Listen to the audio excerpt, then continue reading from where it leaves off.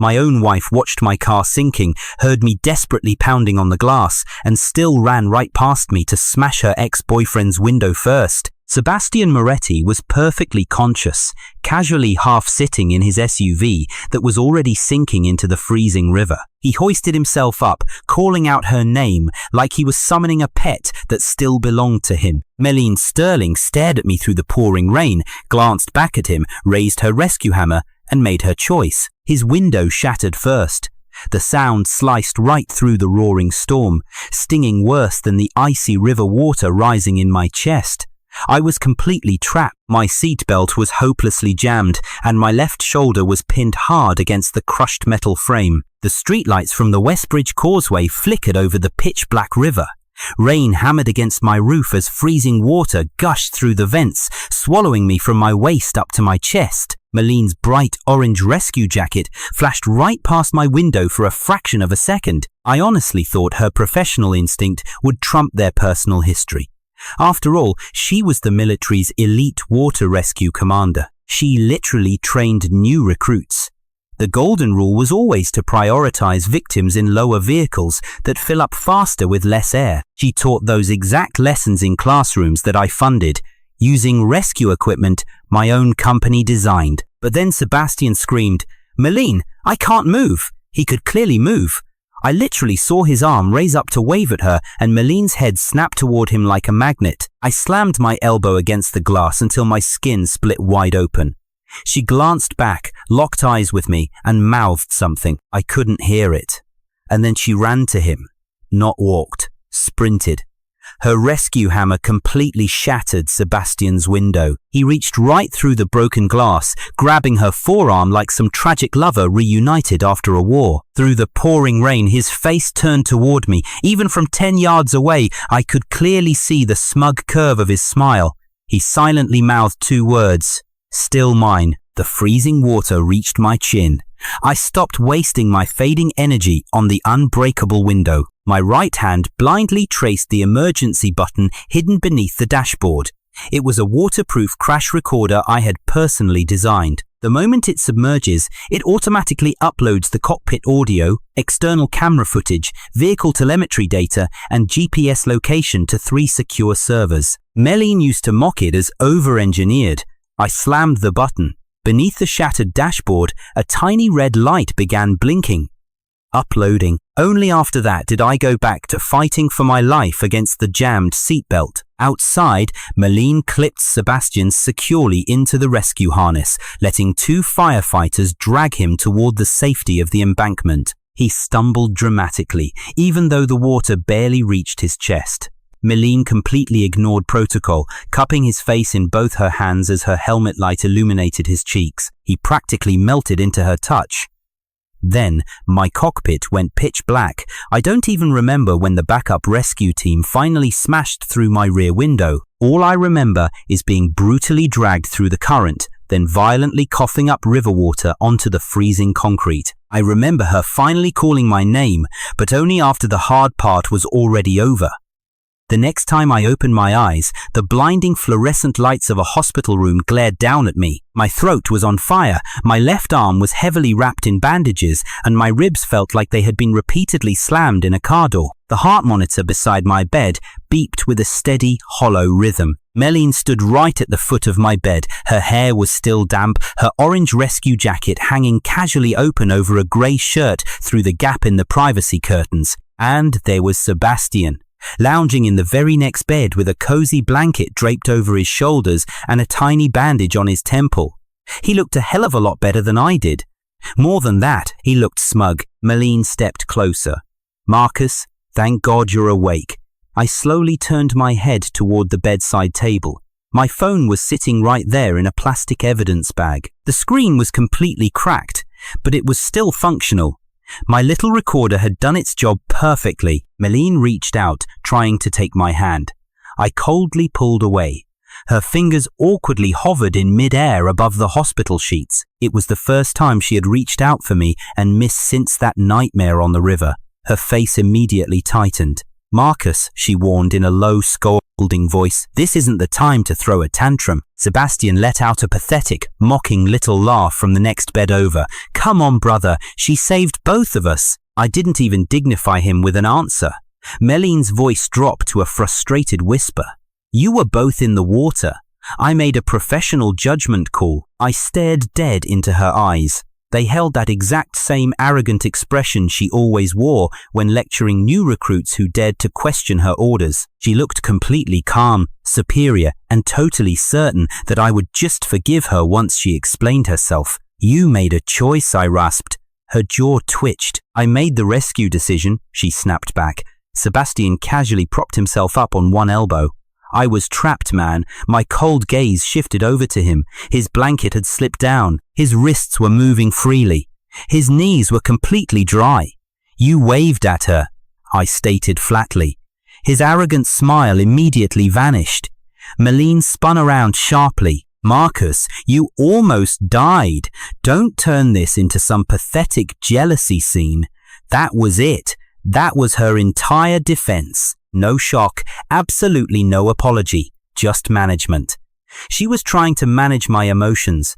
She wanted to take the fact that I had just been on the verge of death, shove it into a neat little box labeled "husband throwing a tantrum," close the lid, and go stand in front of the news cameras playing the brave hero who saved everyone. I silently reached over for my phone. Meline noticed the movement and sighed. "You just need to rest." I ignored her, unlocking the cracked screen with my thumb. The emergency app flashed on, showing all 4 data uploads fully completed, including the cockpit audio, front dash cam, rear dash cam, external left telemetry package, all confirmed, securely received by the server lock. Madeline's eyes locked onto my screen. "What is that?" she demanded. I stared back. The river. The part of the story you can't rewrite. Sebastian's smug expression was the first to drop. It wasn't fear hitting him yet, but cold calculation. Madeline took a step closer, her voice tight. "Marcus, give me the phone." Instead, I calmly selected 3 contacts: Vera Black, my ruthless lawyer, Thomas Foster, an investigative news producer, and the Internal Review Board, the oversight committee for the Water Rescue Unit. The video file was already attached from a secure cloud server. I typed out a single, damning line: complete footage of the West Bridge rescue. Metadata fully retained. No edited versions from Commander Madeline Sterling or Sebastian Moretti will be accepted. Madeline's knuckles turned white as she gripped my hospital bed rail. "Marcus, don't!" I pressed send. 3 faint whooshing sounds echoed from my phone. Sebastian shot straight up in his bed. Madeline just stared at me, looking like the hospital floor had completely dropped out from beneath her boots. "You sent it to someone else? 3 people? Her voice sharpened into a blade. "Without consulting me?" I casually placed my phone face down on my chest. "You watched me sink without consulting me, either," I fired back. The privacy curtain rustled. A nurse walked in, took one look at our brewing war, and pretended to check the monitor. Madeline straightened her posture, playing the authority card. "I am your wife." I didn't blink. "Then you should have smashed my window first." Her face flushed crimson. Sebastian swung his legs over the edge of his bed, playing the hero. "This is ridiculous, Madeline. Don't let him punish you for just doing your job." I watched Sebastian's bare feet hit the cold floor. "Careful," I warned, dripping with sarcasm. "People who are supposedly trapped in a wreck usually don't jump up that fast." His fingers instantly gripped the blanket. Madeline whirled back to me. "Enough, Marcus." But I had nothing left to say. My phone vibrated against my palm. A text from Vera, my lawyer. "Do not talk to either of them. I am on my way." A second buzz followed from Thomas Foster. "We got the file. Is this raw footage cleared for broadcast?" I typed my reply with one thumb. Yes. Then I added a follow-up. "Use my full name." Madeline tracked my every movement like a hawk. "Marcus, what the hell did you just do?" The heart monitor beside her beeped in a steady, mocking rhythm. I looked right past her, locking eyes with Sebastian. His arrogant smirk was completely gone. "I just made sure the next window you smash," I said softly. "Isn't the truth." My phone vibrated again. "Thomas Foster. Can you verify this before 5 o'clock?" If so, this story airs at 6 o'clock. Madeline staggered a step back. For the absolute first time tonight, she looked at Sebastian instead of me, and the coward looked away. Madeline returned 30 minutes later, flanked by a hospital administrator and 2 rescue officers. She was wearing her public crisis face. Not a wife's face, but the cold mask she used for press conferences. Her hair was tightly pulled back, her uniform jacket zipped to the top. When she clasped her hands formally in front of her, her wedding ring caught the harsh light. "Marcus," she began, her tone restrained and overly cautious. "We need to clarify the incident before this causes any irreparable damage." I sat up straighter, wincing. The nurses had cut away my soaking clothes earlier. My bruised ribs were tightly bandaged, and my left arm throbbed violently beneath fresh gauze. Since Vera hadn't arrived yet, I kept my answer brutally brief. No. The hospital administrator blinked, clearly thrown off. Madeline's commander, a hulking guy named Harlan Pike, loudly cleared his throat. "Mr. Vale, nobody here is trying to pressure you." I glanced pointedly at the heavy clipboard in his hand. "Then you won't mind leaving that prepared statement form out in the hall." His thick fingers twitched. Just then, Sebastian appeared behind the group. He was wearing a borrowed hoodie, strutting with the exaggerated posture of a guy desperate to look brave after a tragedy. Madeline noticed him instantly and shifted half a step to shield him from my view. I caught the micro-movement. It was becoming her favorite habit, protecting him first, always. Sebastian's gaze fell mockingly on my bandaged arm. "Dude, you're taking this way too far. Madeline literally saved you." I didn't dignify that with a response, but my cold silence clearly provoked my wife. "Marcus, stop!" Sebastian could still go into shock. He was pacing the hallway 10 minutes ago. I shot back. He's trained to mask pain, sure, but he could definitely act better than this. Sebastian's nostrils flared in sudden anger. Commander Pike raised a heavy hand. "Let's keep things civil, folks." Madeline snatched the clipboard from him and set it on my hospital tray. The bold title on the first page read, "Preliminary Victim Statement." I skimmed the very first paragraph. Due to extremely low visibility and concurrent hazardous water conditions, Commander Sterling acted strictly in accordance with triage protocol, prioritizing victims from the most accessible vehicles. I looked up at Madeline, dead in the eyes. "Wow, you've already written my own memories for me." Her lips pressed into a thin, tight line. "It is standard procedural language." "No," I countered, "it's protective language, protecting the department from liability, protecting you." The administrator shifted his weight nervously. "Mr. Vale, please. This is only a preliminary draft." Ignoring him, I picked up the pen, clicked it open, and slashed a harsh, straight ink line right through their little fiction. Madeline's hand jerked in surprise. "Marcus, stop!" I ignored her, writing in bold letters right underneath. I was completely lucid. I was fully visible. Even as my vehicle sat lower in the rising water, Commander Madeline Sterling made direct eye contact with me. And then, she consciously prioritized the rescue of Sebastian Moretti. I finished it with a swift signature. The temperature in the tiny room seemed to drop 10 degrees. Sebastian let out a forced, nervous laugh. "You're really going to do this just because your wife touched my face?" Madeline immediately whipped around to face him. "Sebastian, shut up!" But she didn't say he was wrong. That tiny detail told me absolutely everything I needed to know. I slowly set the pen down. Commander Pike stared down at my heavily revised statement like the paper might literally burn his fingers. Then Madeline leaned in close, just close enough that only I could hear her whisper, "You're pissed off, I get it, but if you let your personal feelings compromise my authority, you are going to regret it." For years, I stared at her wedding ring. I watched that exact ring open countless doors for her. Donors trusted her completely, all because she was married to the guy who bankrolled half her gear. City officials only took her meetings because my company backed her pilot projects. Our family saw the wedding photos and the fundraising videos, totally buying into the illusion that this brave commander had a quiet, supportive husband pulling the strings in the background. She thought my financial support was permanent. She basically treated me like I was just another piece of her uniform. I grabbed my phone and opened my banking app. Malene caught a glimpse of the screen. "What are you doing?" she asked. I ignored her and wiped her from my private emergency medical authorization. Then I booted her off my health insurance contacts. I wiped her from my company's family travel policy and then kicked her out of the joint donor portal I had custom built for her foundation. Door after door slamming shut in her face. Transaction permissions? Revoked. Our shared cards? Suspended.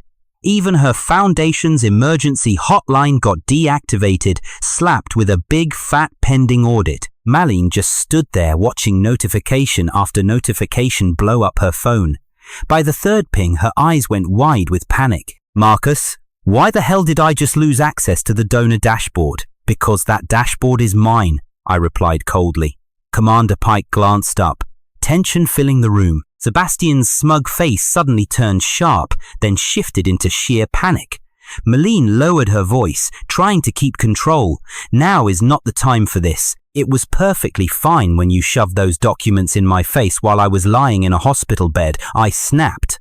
She gripped her clipboard until her knuckles turned white. "That portal keeps the water safety project alive." "Yeah, and it also pays for Sebastian's little consulting invoices," I shot back.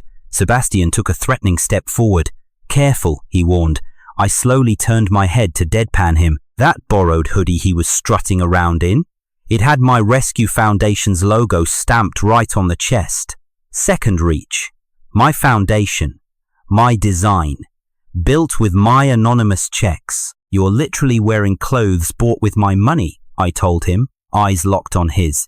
"The word careful belongs to you, buddy." Malene's cheeks flushed a deep, angry red.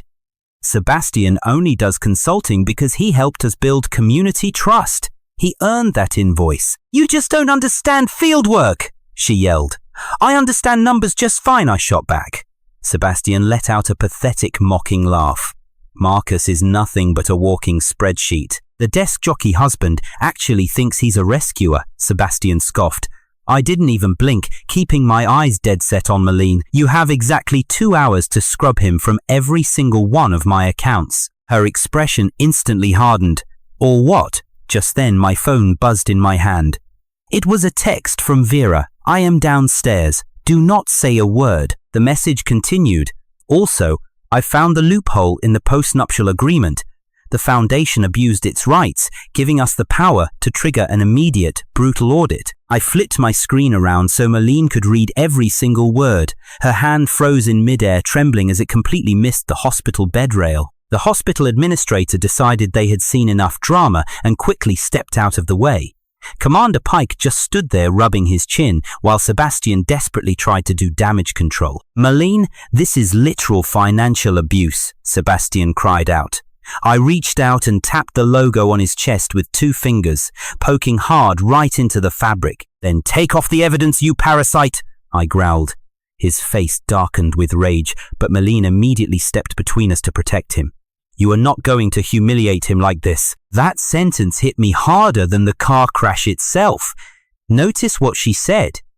It wasn't, "You won't humiliate me." It was all about protecting him. Right on cue, a nurse walked in holding Sebastian's discharge papers. He got to walk out that very night. Meanwhile, I was chained to this bed, kept overnight for observation. Sebastian snatched the papers and shot Malene a pathetic puppy dog smile.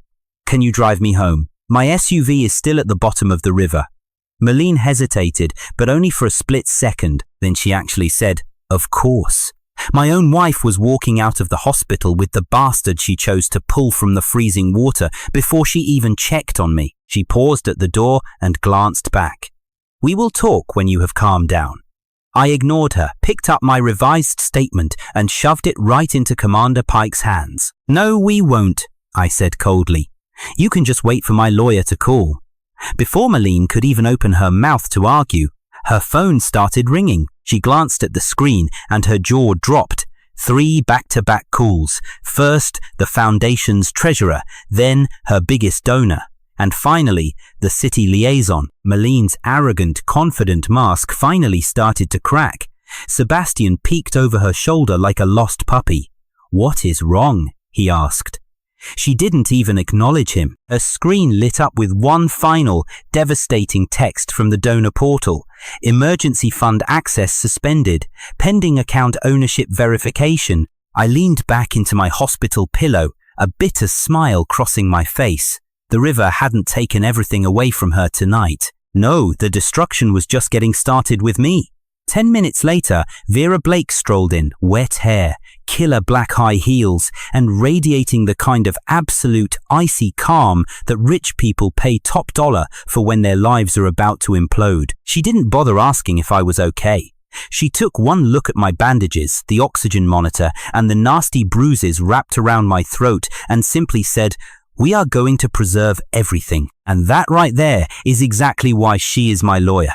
Emotions can wait for another day. Hard evidence cannot. She slapped her tablet onto my food tray and cracked open a secure, encrypted folder. My car's dashcam had successfully uploaded 4 crystal clear video angles to the cloud. We had it all.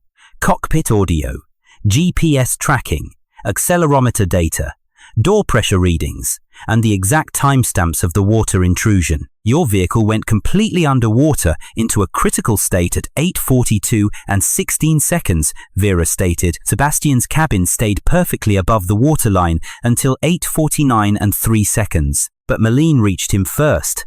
At 8:43 and 11 seconds, I closed my eyes, letting the betrayal wash over me. Less than a minute after my car started sinking, she went for him. Vera didn't miss a beat and kept reading. The rear camera actually caught her turning and looking directly toward your sinking window. The audio picked up you desperately tapping on the glass.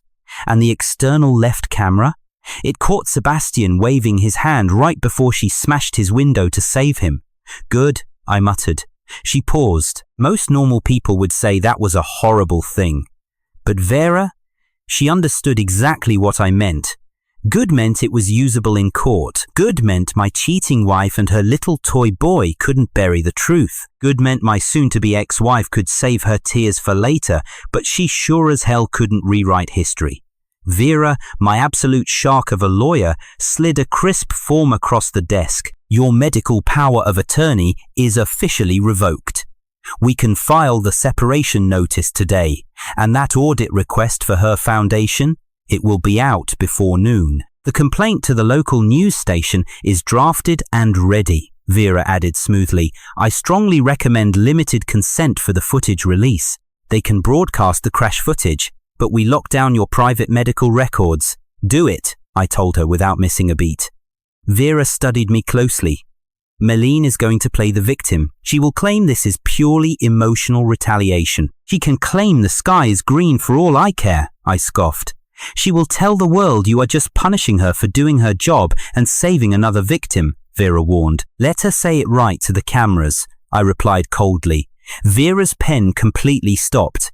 You actually want her to dig her own grave. Exactly. I want everyone to hear her pathetic excuses before they see the undeniable proof. A sharp, dangerous smile flickered at the corner of Vera's lips.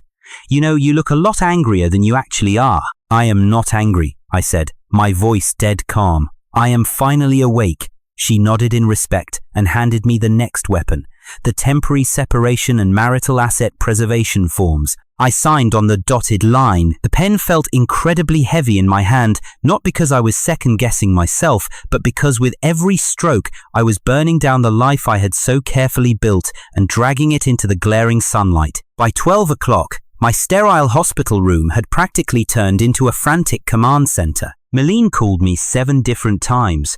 I ignored every single one. Her mother called twice, and her father finally shot me a desperate text message. Please do not ruin your wife over one tough rescue decision, it read. I instantly forwarded it to Vera. Meanwhile, Sebastian made his move online, posting a pathetic photo of himself shivering on a couch with a blanket draped over his shoulders. If you look closely, you could see Malene's hand at the very edge of the frame, tenderly holding a warm cup for him. The caption was pure garbage. So grateful to be alive. Some people run toward danger to help, others just run toward blame. The comments started rolling in instantly. You are a hero, stay strong. Just ignore the jealous haters. Meline did not publicly like the post, but she sure didn't ask her little side piece to delete it either. I casually opened our big family group chat. It had my parents, her brother, a couple of cousins, and the friends who had once stood beside us, right at our wedding altar. Her mother had already sent a massive guilt trip message. Everyone, please be extra gentle with Meline tonight. She went through a lot and saved 2 people today. I just cracked my knuckles and typed one single sentence. All complete video evidence has been secured by my legal team. Then, radio silence from me. Let them sweat and figure it out on their own. At exactly 2 o'clock in the afternoon, Commander Pike called Vera's office. She immediately put him on speakerphone. "Mr. Will," Pike started, his voice sounding way rougher and more panicked than before. "The fire department urgently needs a copy of your original dashcam footage. You have already received our legal preservation notice." Vera shot back coldly. "You are welcome to submit a formal, documented review request. Look, we are just trying to get ahead of any wild public misunderstandings," Pike pleaded. I leaned toward the phone and spoke up for the first time. "No, you mean you want to get ahead of the news cycle?" Dead silence on his end. Then Pike sighed. "Meline is genuinely one of our very best commanders. She had an impossible job waiting at your submerged car window.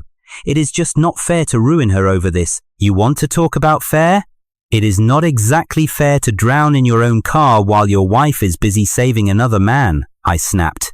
Pike took a shaky breath. "Listen, Sebastian Moretti is also a crash victim here." "Sebastian Moretti was literally standing on the roof of his car," I growled.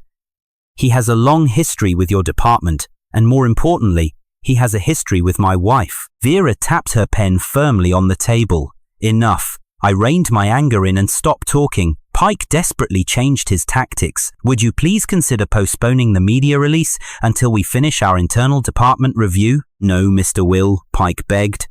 "No," I repeated, shutting him down completely. "Your so-called internal review already tried to shove a completely fabricated statement in my face while I was literally still on life-saving oxygen." I reminded him. Another heavy silence. Then Pike muttered, "That was just a preliminary draft. A rehearsal, really." He quickly ended the call, trying to sound as polite as possible. Honestly, people always act incredibly polite the second they realize the other party might be recording everything. At 4 o'clock sharp, I was finally discharged from the hospital. I walked out wearing an arm sling, carrying 2 heavy pain prescriptions, and strict doctor's orders not to drive anywhere. My older brother Lucas pulled up to get me. He took one hard look at my bruised face and swallowed whatever light-hearted joke he had prepared to cheer me up. He just quietly opened the passenger door. "Heading home?" he asked softly. "You mean my place?" "Yes," I corrected him. He instantly caught the cold distinction. "Is Meline going to be there?" "No. She took Sebastian to his place." Lucas's knuckles turned completely white as his hands tightened on the steering wheel. I just stared out the window at the rain-soaked city. A whole fleet of news vans was already camping out near the hospital entrance. One eagle-eyed reporter recognized me and eagerly took a step forward, but completely froze when Vera raised a single warning finger from the curb. Not yet. The show had not started. On the drive back, my phone buzzed and lit up with a frantic text from Meline. "You didn't even bother to ask me why before you sent your vicious lawyers after me." I typed out my reply with one thumb. I saw exactly why. Her response came in seconds. "You just saw pure chaos. You only saw a few confusing seconds of the crash. You have absolutely no idea what I was dealing with out there in the water." Instead of arguing, I simply sent her a high-definition freeze frame from my car's rear dash camera. In the photo, Meline's rescue headlights were shining directly into my sinking window, illuminating my desperate hands slamming against the glass. Meanwhile, Sebastian's massive SUV was safely perched way higher up on the embankment in the background. I added one final message. "This is exactly what you were dealing with." Shockingly, she didn't reply to that. When we finally pulled up to my house, the warm porch light was still shining bright. Meline always left that specific light on whenever she expected to come home late from a shift. I just stood there, staring at the welcoming glow for a long moment. Then I pulled out my phone, opened the smart security app, and completely wiped her door code. Lucas watched me intently from the driver's seat. "Are you absolutely sure about doing this?" I took a slow, painful step toward the porch, feeling my bruised ribs pull sharply. "No," he looked, totally caught off guard by my answer. I kept walking toward the heavy front door. "I am not just sure, I am absolutely 100% certain." The moment I walked inside, the whole house smelled like Maline's favorite cedar candles and the cold cup of morning coffee she never bothered to finish. Sitting right there on the fancy hallway console table was a huge framed photo from her glorious rescue award ceremony last year. In the picture, she was beaming and holding up a shiny medal, while I stood a pathetic 3 feet behind her, literally half cut out of the frame. I calmly picked the photo up, no dramatic screaming, no smashing glass against the wall, and simply placed it face down in a dark drawer. That part of my life was completely over. Then I walked straight into my study and cracked open the heavy steel office safe to finish what she started. Everything I needed to end my marriage was right there in a single folder. The postnuptial agreement, the deed, the foundation charter, the donation schedule, the insurance policies, and one heavy, sealed envelope. My wife, Meline, had never bothered asking about any of it. To her, a shining hero shouldn't be bothered with boring documents. I took a deep breath, scooped it all up, and moved everything to the dining room table. At 5:12 p.m., Thomas Foster called. "We verified the metadata," he said, his voice crisp. "We also have bridge traffic camera confirmation straight from the city feed. We can air it tonight." "What angle do you want?" he asked. I didn't hesitate. Public safety has failed us. Her precious heroic narrative is a complete lie. The commander's husband speaks out, letting the cold, hard evidence do the talking. "And don't play any sympathetic background music." Thomas paused for a second. "Understood. Don't blur the footage where her decisions seem unclear. We need to show the city exactly what she did." "Oh, and Sebastian's post?" "We have it," Thomas replied. I stared down at the papers covering my table. "Use it." Thomas let out a soft, heavy breath. "Mr. Vale, Meline Sterling is deeply loved in this city. The fallout is going to be incredibly heavy." I gripped the edge of the table. "Yeah, well, she should have thought about that when she ran right past my sinking car." At 5:59, I stood alone in the living room. My fractured ribs were wrapped tight in bandages, and my arm sling dug painfully into my neck as the opening music for Channel 7 began to play. The news anchor looked dead into the camera. "Tonight, exclusive, shocking footage raises serious questions about a celebrated river rescue and its key commander." Instantly, my phone started vibrating like crazy. It was Meline, then her mother, then Commander Pike, followed by a random number I didn't even recognize. I didn't answer a single one of them. On the TV screen, the very first frame appeared. It showed my car, already sinking into the freezing dark water. It showed Meline staring straight into my eyes, and the entire city was about to watch her turn her back and walk away. Meline didn't bother coming home that night. Instead, she sent a furious text message. "You made this so ugly. The TV station cut out all the context. Sebastian is getting death threats all because of you." Not once in that angry rant did she ever write, "I am so sorry I left you to drown in that water." But the broadcast did exactly what clean, undeniable evidence always does. It stripped away all the opinions and adjectives. The news segment didn't outright say Meline was cruel. It didn't say Sebastian was a filthy liar. It didn't say I was utterly betrayed. It just showed the exact time. It showed the rising, dangerous water level. And it clearly showed Meline's headlights sweeping right across my cracked windshield. It showed Sebastian's panicked hands moving just before the rescue. And then it showed her completely ignoring me to smash open his car window first. By midnight, the entire city had taken sides. By morning, the very same people who once crowned Meline a hero were demanding to know why a top rescue commander had blatantly ignored basic triage protocols. By noon, Meline's own department announced a strict internal review. And by 3 o'clock, a cowardly Sebastian had completely deleted his social media post. By 6 o'clock, Meline's mother invited me to a family dinner at my own place. Yes, that was her exact, entitled phrasing. We should all sit down at your house and resolve this privately, before any more harm is done.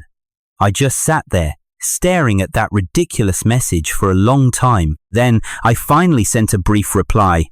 Lucas had warned me not to even go. Vera had told me to record everything. So I took their advice and did two very important things. At 6:45, I discreetly placed my phone on the bookshelf, aiming the camera right at the dining room. Meanwhile, my smart security system was set to record crisp audio from 3 different angles. The postnuptial agreement sat perfectly beside my dinner plate, with the deed to the house tucked neatly underneath it. At 7:02, Malene confidently tried to enter using her old key. The lock didn't turn. She jiggled it and tried again. Frustrated, she finally rang the doorbell. I slowly opened the door to find her parents standing right behind her. Her brother Mason was there too, slouching with his hands shoved deep into his jacket pockets. And of course, Sebastian lingered at the back of the pack, holding a stupid bakery box like some cheap dessert could magically sweeten a bitter betrayal. Malene glared at the smart lock keypad. You changed the code. Yes, I did, I replied. Her father frowned disapprovingly. That seems completely unnecessary. I crossed my arms. Well, bringing Sebastian along was equally unnecessary. Sebastian nervously lifted the bakery box. I'm just here to clear up the misunderstanding, Sebastian mumbled. You contaminated it, I fired back. Malene quickly interjected before he could respond. Marcus, that is enough. We are absolutely not doing this out on the porch. I just looked at her. She was wearing that expensive cream-colored sweater I bought her right after my big promotion. It was the very same sweater she claimed made her look soft and approachable for her wealthy donors. Tonight, she definitely needed to fake that softness. I stepped aside, and the whole circus came in.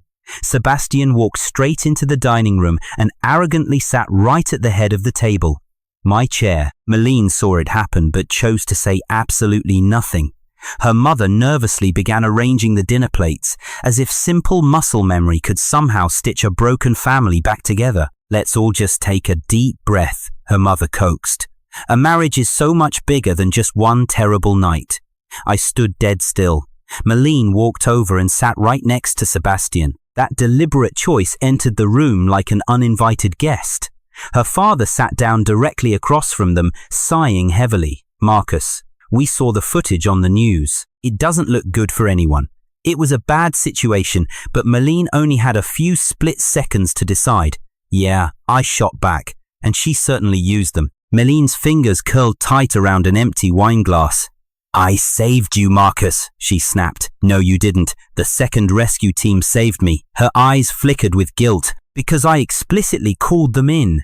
Only after Sebastian ended up safe in your arms. Sebastian casually leaned back against my chair. You keep saying that like it actually means something, dude. I glared at his hand, resting so comfortably on my damn table. It means you're sitting in the wrong seat, you arrogant prick. Sebastian just smiled a punchable smile. Malene invited me here, he said smugly. Well, this isn't Malene's house. The entire room went dead still. Malene's head snapped up instantly. Excuse me, what did you just say? I calmly opened the folder and placed the property deed right in the middle of the table. This is premarital property, purchased solely by one Marcus Vale. 0 marital interest was ever transferred. Her father frantically reached for his reading glasses. Her mother completely froze, her hands hovering over the porcelain plates. Sebastian's panicked gaze shifted rapidly from the legal deed over to Malene. Malene's voice dropped to a dangerous low whisper. Are you really going to weaponize our house right now? No, sweetheart. I'm just legally confirming the owner. She scoffed. Marcus, we are married. As of yesterday, we are officially separated. Her brother Mason slowly turned to look at her, absolutely stunned. Separated. Malene glared at me, her eyes burning with defiance. A single piece of paper cannot just end a marriage. No. I shot back. But a rescue hammer smashing through another man's window while mine filled with freezing water. Yeah, that definitely helped. Sebastian suddenly shot up from his seat. I'm not listening to this garbage, he spat. Okay, I calmly grabbed his stupid pastry box off the table, walked straight to the front door, and tossed it outside. Then, I held the door wide open. Sebastian stared at me like I was insane. "You want me to leave?" "I wish you had never even shown up," I replied coldly. Malene jumped to her feet. "Marcus, if he leaves, I am leaving too." I gave a slow nod. "Wow, that is a lot faster than you moved when you crossed that river to save him." Her mother gasped in horror. Malene's face flushed red, but her feet stayed planted. Sebastian snatched up his jacket. "Fine, let him enjoy his sad little power trip." He stormed toward the exit. Right at the threshold, he glanced back at Malene. "Are you coming?" It wasn't a question, it was a leash. Malene took a hesitant step forward. Mataline, her father, barked. For the very first time, she froze. Finally, her family saw the ugly truth. This wasn't a heroic rescue, and it wasn't a tragic accident. It was an arrangement. Sebastian always came first, and everyone else could drown. I shoved a printed sheet of paper right into Sebastian's chest. He glanced down, noticed to preserve evidence, and immediately cease use of the Second Reach brand. His brows knitted together. "What the hell is this?" I didn't blink. "You have 24 hours to return all Foundation equipment, uniforms, access cards, donor lists, and devices." Malene marched across the room. "You cannot do that.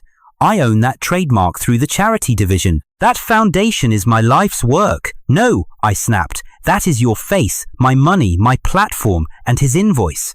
Sebastian crumpled the edge of the paper in a fit of rage. "Go ahead, sue me," he challenged. "I am suing," I replied. He froze. I hadn't raised my voice a single decibel, which only made the threat hit that much harder. Malene stepped into my personal space. "Marcus, you are escalating this past the point of no return." I looked her dead in the eye. "You talk as if fixing us is still on the table." Her lips parted in shock. For a split second, the hardened commander vanished, and the woman I actually married peeked through. I almost recognized her. Then, her phone buzzed. She glanced down. Sebastian had literally texted her from 6 feet away. I only caught a glimpse of the first line. "Do not let him intimidate you." That was all I needed to see. I pulled out my phone, opened the family group chat, and fired off 3 files: the house deed, the legal separation notice, and a still image. An image of Sebastian, smiling and waving from the comfort of his SUV, right while my car compartment was rapidly filling with deadly floodwater. Malene's mother's phone pinged on the sideboard. Her father's chimed right after. Mason's face drained of color the second he opened the picture. He glared daggers at Sebastian. "You waved at him!" Mason demanded. Sebastian quickly shoved the legal notice into his pocket. "That is just a still frame. It proves absolutely nothing out of context." Mason shoved the screen right in Malene's face. He waved. Mataline stared blankly at the photo. Her hand trembled over her own phone. Nobody said a word. But this silence wasn't born of shock. It was so much worse. It was pure, undeniable recognition. Sebastian yanked the front door open himself. "I am so sick of being judged by people who were not even there. The cameras are always against me." With that, he bolted. Malene just stood there in the hallway, awkwardly wedged between the open door and the console table. Her mother slowly slumped back into her chair. Her father heavily took off his glasses, rubbing the bridge of his nose in defeat. Mason marched to the window, watching in disgust as Sebastian scurried into a rideshare car. Malene's voice broke into a desperate whisper. "You are turning everyone against me." "No," I replied smoothly. "I am just turning on the lights." Her eyes were glassy and wet, but not a single tear fell. Her ego was still too massive for that. "Where exactly am I supposed to go tonight?" she asked bitterly. I casually reached over and picked up her overnight bag from beside the coat closet. I had already packed her clothes, her meds, her precious documents, and that stupid framed photo from the hallway. I shoved the bag into her hands. "You already made that decision way before dinner." Her knuckles turned white as her fingers dug into the straps. She stared past me, looking deep into the house, the exact same house she used to lovingly call her ultimate safe haven, the place that proved no matter how late she came home from playing the hero, someone would always be waiting. The security keypad behind her flashed a harsh red. Not anymore. Malene chose to run to the TV station instead of fighting for her home. Honestly, it was the smartest move she could have made. By morning, the official water rescue department dropped a massive PR statement. Commander Malene Sterling executed a dynamic rescue assessment under extreme, unprecedented weather conditions. The viral clips currently circulating online do not reflect the full scope of the actual incident. Clips. I read that pathetic excuse while standing alone in my kitchen. I pressed a hand against my aching ribs, my morning coffee growing ice cold on the counter. They were calling the brutal truth clips because the full unedited reality was 100 times worse. Sebastian even gave a televised interview right before lunch. He was miraculously wearing a thick neck brace that definitely had not existed when he was at the hospital. He sat dramatically on a couch, perfectly framing a fake rescue certificate behind him, and whispered in a raspy, broken voice, "I just remember the freezing water rushing in." He looked dead into the camera with puppy dog eyes. "I remember not being able to feel my legs." Malene just did what any highly trained commander would do. It completely breaks my heart that her own husband is trying to twist a heroic rescue into some kind of vicious marital assault. He paused at the exact right moment, a single, perfectly timed tear hovering at the edge of his eye without dropping. Marcus has just always been deeply jealous of our special bond. I watched the garbage interview exactly once, then immediately forwarded the clip to Vera. Her text came back in seconds. He just completely opened the door to a defamation suit. Good. Let him burn. At exactly 2 o'clock in the afternoon, I pulled up to her office for a face-to-face meeting. It wasn't some flashy corporate boardroom or a dramatic glass skyscraper. It was a gritty legal office tucked above a local bakery, with scuffed wooden floors and creaky chairs, the kind of place where people sign papers that actually change lives. Vera slammed 3 thick stacks of paperwork down in front of me. She tapped the first stack. Defamation and false light. Let's destroy them. She tapped the second stack of papers. Foundation audits and trademark enforcement. Then her hand hovered over the third stack, the dreaded third stack, divorce filings and temporary asset restrictions. I stared at that third stack. Honestly, it was way thinner than I ever expected. Vera followed my gaze, her voice sharp. Clean prenup, even cleaner postnup, 0 kids, a premarital house, totally separate business interests, limited joint accounts. Malene had just signed the damn thing without even reading it.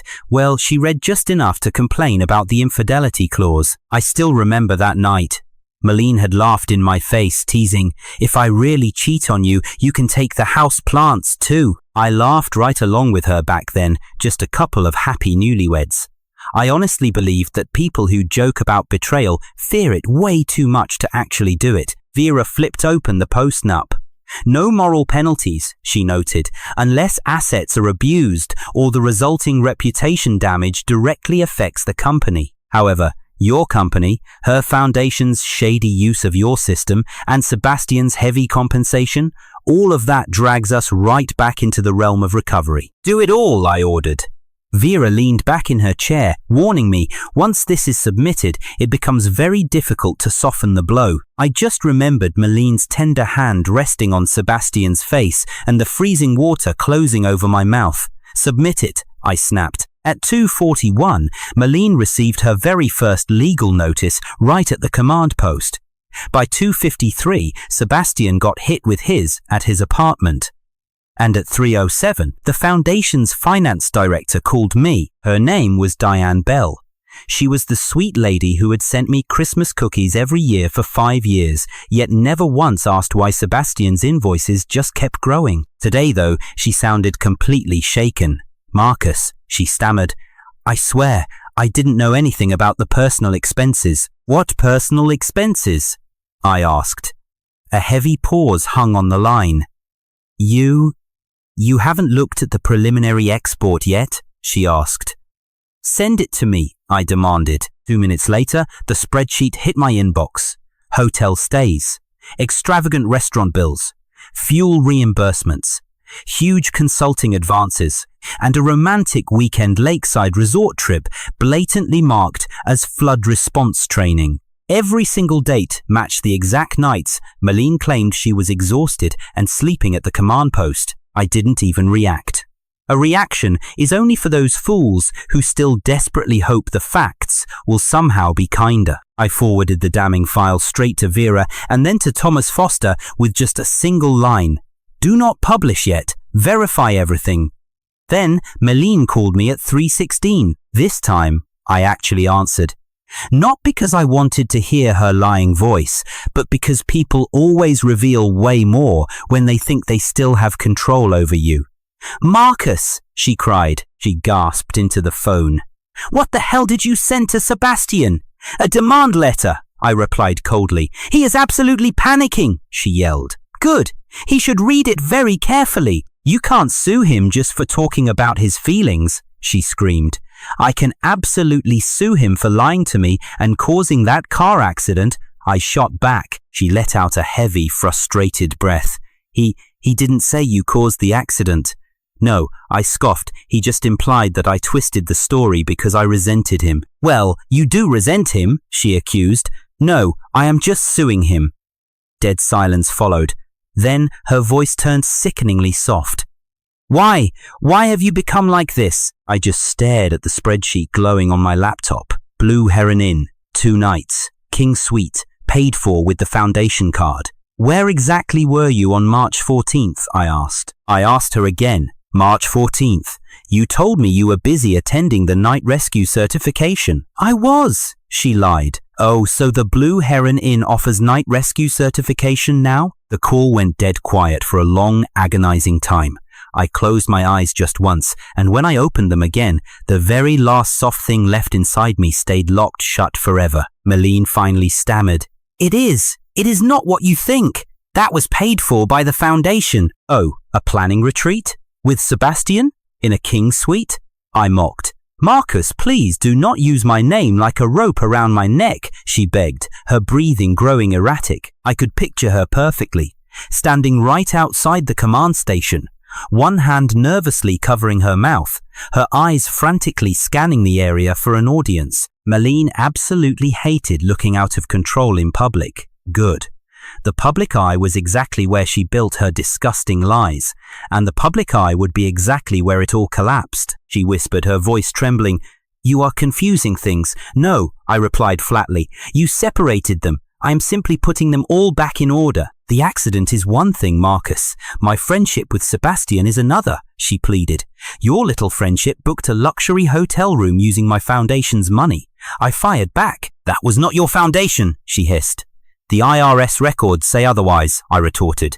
Another tense silence.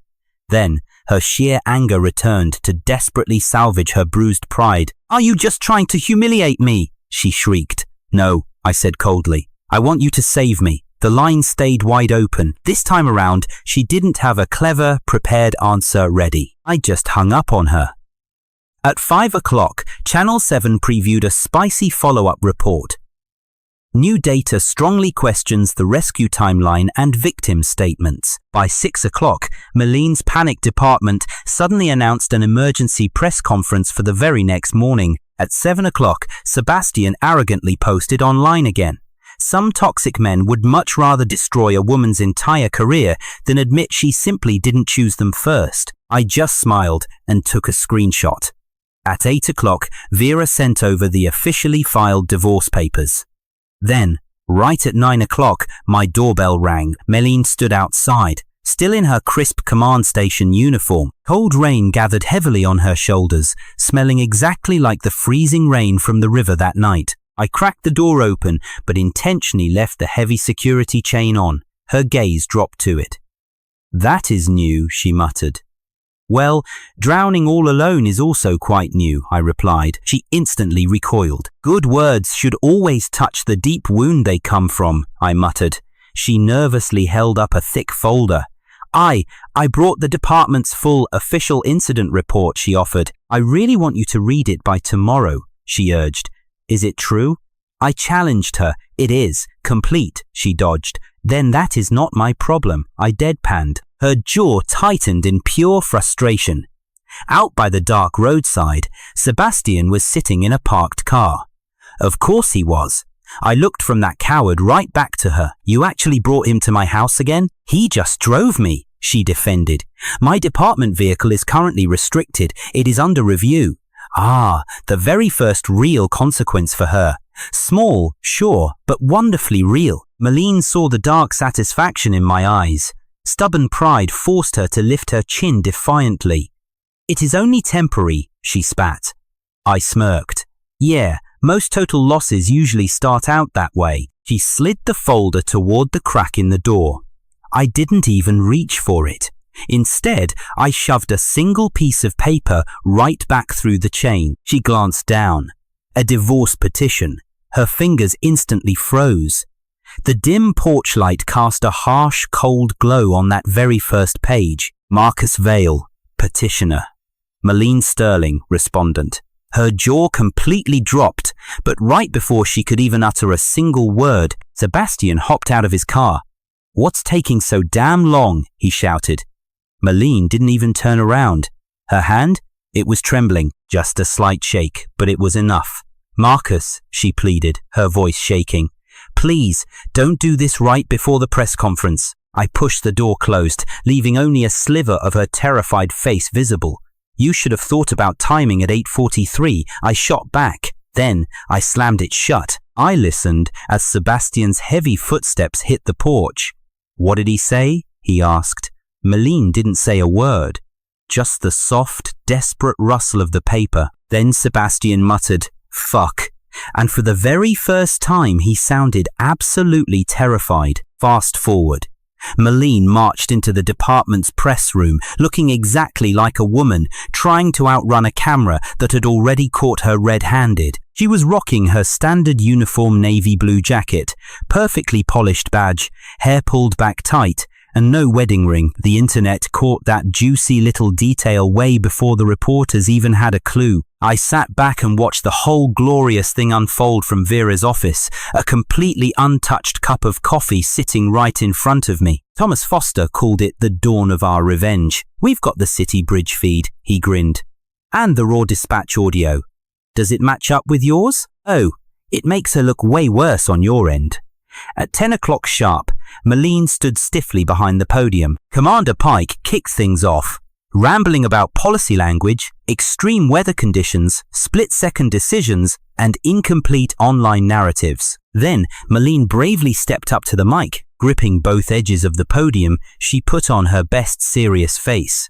"For 10 years, she began, I have dedicated my entire life to rescue work. I completely understand the public's deep concerns. I also understand the terrible pain my husband went through that night. But I refuse to accept any claim that I deliberately put his life in danger or that I prioritized personal history over my professional duty." Personal history. Notice how she didn't say ex-boyfriend, didn't even say Sebastian. She was still desperately trying to smooth over the rough edges. Suddenly, a reporter fired off a question. "Commander, before rushing to rescue Mr. Moretti, did you actually see your husband conscious in his sinking car?" Malene stared dead into the camera, stone cold. "I saw multiple dangers. I acted strictly based on accessibility." Vera shot me a look. "Send it," I smirked. She instantly texted Thomas. 30 seconds later, boom, Channel 7 cut straight into the live press conference. The news anchor's urgent voiceover started talking right over the footage. "We are pausing our broadcast right now to show newly verified footage of the West Bridge incident, which includes City Bridge cameras and Raw Dispatch audio. Audio that appears to heavily contradict Commander Sterling's official statement." On the big screen, the whole perspective violently shifted. This time, it wasn't just my dash cam, it was a high bridge camera angle, cold, distant, completely emotionless. The video showed my sedan's front end smashing into the guardrail first, rolling deep into the raging river at a dangerously low angle. Meanwhile, Sebastian's shiny SUV was chilling closer to the embankment, tilted, sure, but completely stable. Its windows were safely above the waterline. A glaring timestamp flashed in the corner. 8:42 and 16 seconds. The Raw Dispatch audio started blasting. "Vehicle 1 is flooding fast. Driver is visible. Driver is frantically tapping on the window." Then, Malene's voice cracked through. "I see him." The news channel's split screen showed Malene still glued to that podium. her lips slightly parted in sheer panic. The video kept rolling. Sebastian's whiny voice cut right through the heavy rain via a rescuer's hot mic. "Malene, over here." Then another rescuer screamed, "Commander, the sedan is sinking way lower." But what did Malene do? She jogged right across the frame, straight towards Sebastian. The mic picked up Sebastian again. "I'm stuck. Baby, hurry, baby."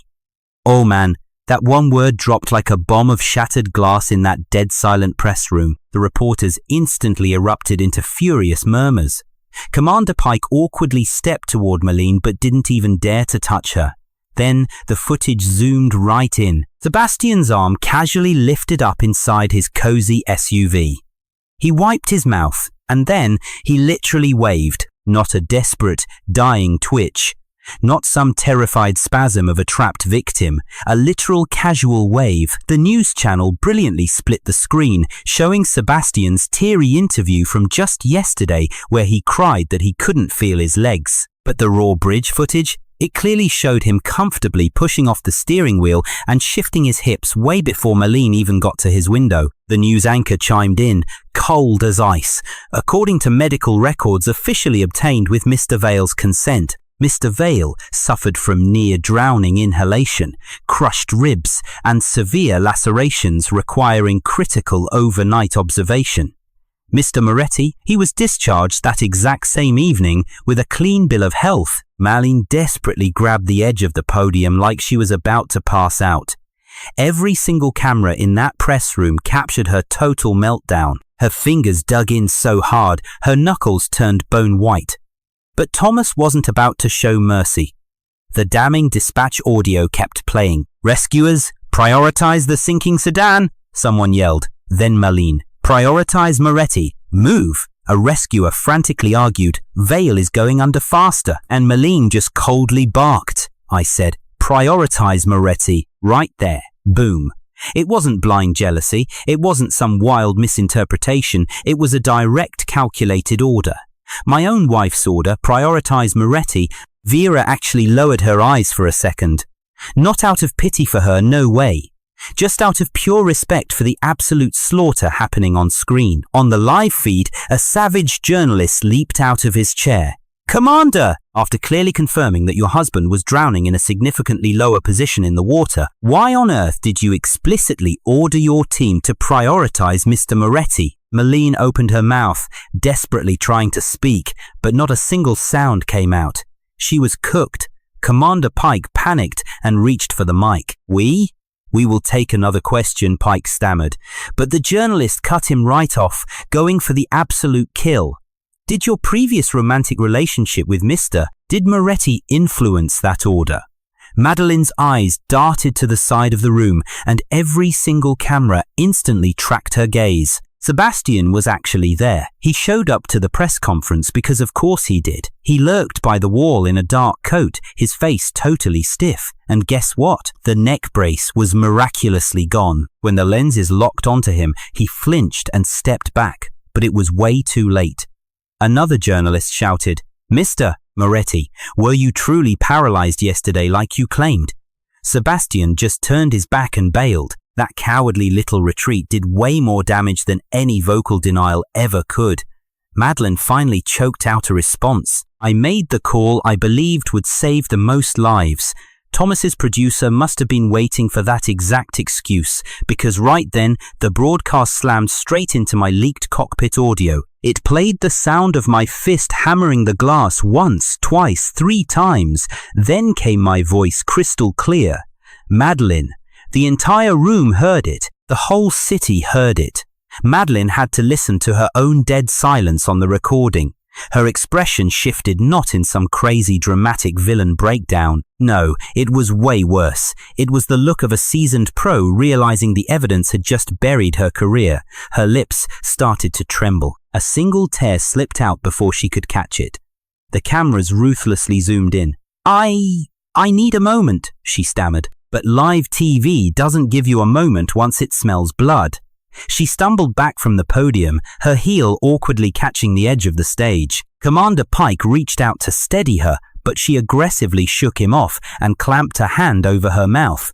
A reporter's voice cut through, softer this time, but piercing. "Commander, did you hear your husband calling for you?"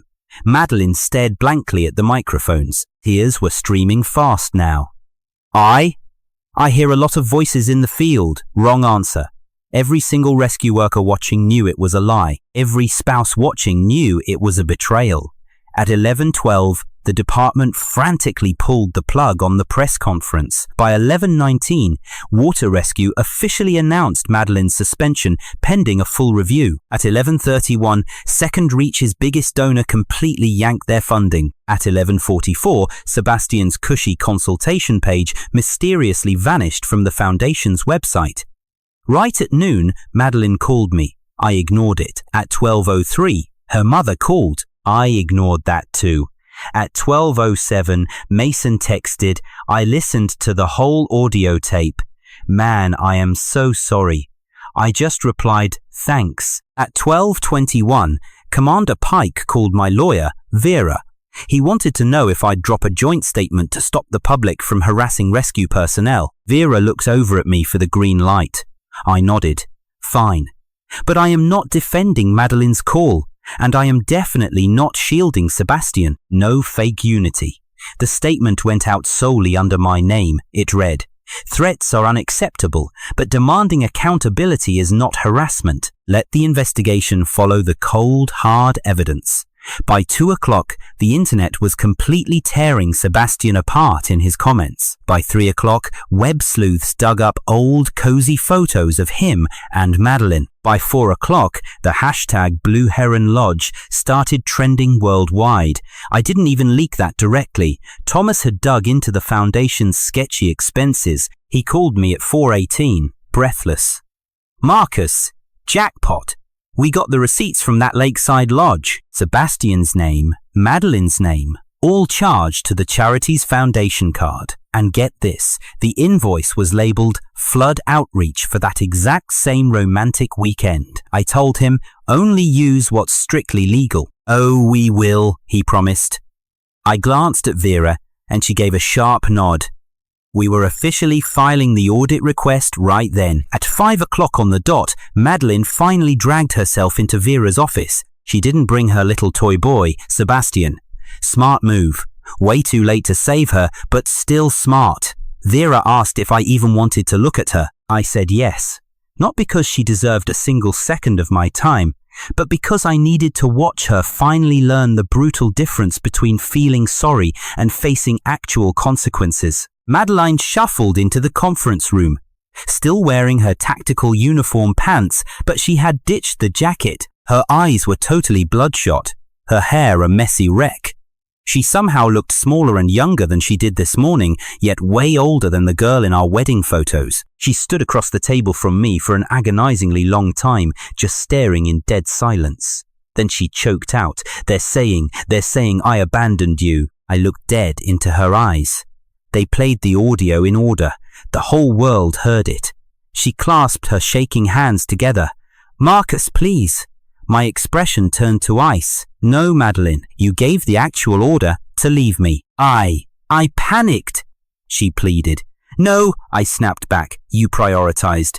Her mouth tightened into a hard, ugly line at that word. Then, sounding completely pathetic, she whispered, "But Sebastian needed me." That one disgusting sentence finally made me lean across the table. "He needed you to smash a window for his fake injury. I needed you to literally save my life from drowning." She squeezed her eyes shut, sobbing. "But you've always been so strong, Marcus. You've always survived everything on your own." I cut her off. "And Sebastian, what? Go ahead, finish that thought." She snapped her eyes open, but the trap was already sprung. The ugly truth was right out in the open. Sebastian was weak. Sebastian stroked her ego. Sebastian had a cozy little history with her, so Sebastian got the first rescue window. I stood up, absolutely disgusted. "We are done talking." She frantically reached across the wood. "Marcus, wait, please." Right on cue, Vera slapped the thick stack of divorce papers squarely between us. Madeline's hand hovered over the legal documents, trembling exactly like it had hovered over my dying body in that hospital bed. But this time around, nobody was mistaking her hesitation for love. Vera spoke with absolute authority. From now on, all communication goes exclusively through our law firm. Madeline looked wildly at her, then back at me.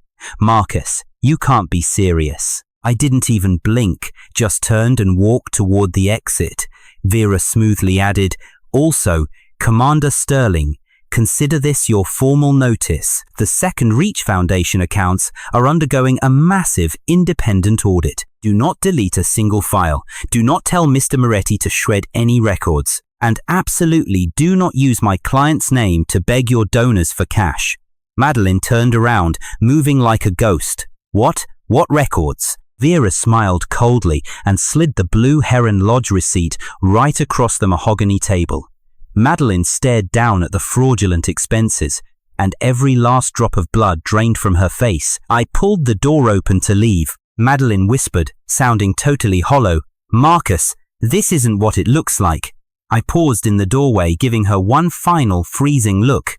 For your sake, I really wish it was. Then I walked out, leaving her totally ruined, staring at her own damnation. Meline wanted the best of both worlds. In one, she played the tragic wife, acting heartbroken because I refused to buy into her constant, ridiculous cries for help. In the other, she was Sebastian's fierce protector, the only person who supposedly understood his trauma, his fragile ego, his constant failures, and apparently his massive hotel bills. But here's the funny thing about cold, hard evidence. It absolutely destroys those little fantasies. It kicks the doors wide open. By the very next morning, Sebastian's ridiculous civil lawsuit landed right in my lap. The guy had the nerve to claim severe emotional distress, a ruined reputation, and deliberate sabotage of his precious career opportunities. He even accused me of leaking fake footage, crying that I was out to destroy him purely out of bitter marital jealousy. My lawyer, Vera, actually laughed out loud when she read that garbage. It wasn't a loud laugh, but it said everything. He's just trying to scare you into paying up, she said. Can we hit back today? I asked. Oh, we can absolutely file a massive counterclaim, she replied. Do it, I told her without hesitating. She flipped the page. He also claims you violently threatened him at his house. He says it was recorded. I just smirked. I know, that's exactly why I love that part. Right at 12 noon, we hit Sebastian's lawyer with 3 brutal video clips. Clip number 1. Sebastian lounging comfortably in my own chair. Clip number 2. Sebastian stubbornly refusing to get out of my house. And clip number 3. Sebastian literally taunting me, saying, sue me. His pathetic lawsuit didn't vanish entirely, but it definitely flatlined on the spot. But Meline wasn't done playing games. After I blocked her main number, she crawled back through a completely different route, texting me from a brand new burner phone. I know you said to only speak through lawyers, she texted, but please, leave me out of this Sebastian mess. Our marriage shouldn't go up in flames just because he made a few mistakes. I just stared blankly at the screen. Our marriage didn't die because of Sebastian's screw-ups. It died because Meline constantly tried to pass off her own terrible choices. As some kind of inescapable gravity pulling her in, I immediately forwarded her pathetic text to Vera. Then, I blocked that new number too. Right at 3 o'clock, I marched into the local police station. I wasn't there for petty revenge, I was there to drop the hammer. A sharp detective named Ingram took my official statement inside a cramped, beige-walled interrogation room while a broken vending machine hummed loudly in the hallway. Vera sat right by my side like an absolute shark. I handed over the undeniable accident footage, the official citations from the bridge cameras, Sebastian's own contradictory public statements, his bogus civil lawsuit, the incredibly shady foundation expense reports, and every single second of my home security footage. Detective Ingram sat there in total silence. He watched the most crucial clips without so much as blinking. His face was a total stone wall. The really good detectives are always like that. They let the hard evidence do the talking before they ever show their hand. But when the video finally showed a supposedly paralyzed Sebastian energetically waving his arms inside his luxury SUV, Ingram finally hit pause. He explicitly claimed he couldn't move a muscle. Ingram muttered. Vera nodded. Exactly, and my client's wife used her entire department to issue a public statement pushing for special accessibility accommodations. I see, Ingram murmured, scribbling something fast in his notepad. Then we played the grand finale, the part where Sebastian boldly smirked and said, "Sue me." Ingram's pen stopped dead in its tracks. Idiots really need to stop saying that on camera, Ingram sighed. Vera smiled sharply. We completely agree. Ingram took the copies, slapped a shiny new case number on the file, and promised that the true cause of the accident would be heavily reviewed alongside the lead traffic investigator. But the moment I walked out into the front lobby, there she was. Meline. She had obviously been waiting out there for hours. She wasn't wearing her crisp commander uniform this time. Just plain jeans, a long dark coat, and her hair let down. She looked less like a boss and much more like a fragile wife, or at least the version of a wife she desperately hoped could still manipulate me. She shot up from her seat the second she saw me. Instantly, Vera took a protective half-step forward, ready to intervene. Meline glared at my lawyer. "I'm not here to start a fight," she said. I didn't even slow down. I just kept walking toward the exit. Meline scrambled after me. "Marcus, please, just give me 10 minutes. Vera blocked her path. "My client is currently completely unavailable." But Meline totally ignored her. I finally got Sebastian to drop the ridiculous lawsuit that actually made me stop dead in my tracks. I turned around slowly. Meline's eyes darted around, panicked. "He still claims his lawyer thinks he has a solid case against you," she babbled. "No," I cut her off coldly. "He thinks you'll use your power to pressure me into folding." She honestly looked exhausted enough to finally tell the truth, but still way too proud to actually admit defeat. "Marcus, he was just so scared," she whispered. "Good," I snapped back. "He absolutely should be terrified. The idiot lied on live national TV." "Well, so did I. Obviously," she suddenly blurted out. "Is that what you've been dying to hear me say?" I just stood there, analyzing her. That was always her little trick. She would only ever confess to just enough to make me feel sorry for her, but never enough to actually take real responsibility. She swallowed hard, her voice shaking. "I really should have come to you first." I just waited in absolute silence. Finally, she dropped her head in shame. I know your car sits lower to the ground," and boom, there it was. A quiet, barely audible admission of guilt, but 100% real. Vera's eyes practically lit up like a predator smelling blood. Meline realized what she had just confessed to, but it was way too late. I didn't smile. I didn't jump in her face. I didn't even yell, "Gotcha!" I didn't have to. The high-definition security camera right above the station door had already recorded every single word. "Put it in writing," I told her coldly. She snapped her head up. Genuine pain flashed across her face for a second, but bitter anger chased right behind it. "You deliberately lured me here just for this," she hissed. "Wrong," I shot back, my voice like ice. "You stalked me all the way here just to get caught." She stumbled back a step, looking horrified. A uniformed police officer nearby glanced over at the commotion. Meline quickly noticed and dropped her voice to a frantic whisper. "Marcus, you used to protect me." I stared right through her. "Yeah, and now? Now I only protect myself." Those words hit the floor between us, cutting deeper and cleaner than any curse word ever could. Her eyes instantly welled up with fresh tears, but her crying had completely lost its magic on me after her pathetic stunts on live TV. Her tears didn't make me feel an ounce of pity anymore. They only proved that my counterattack was completely crushing her.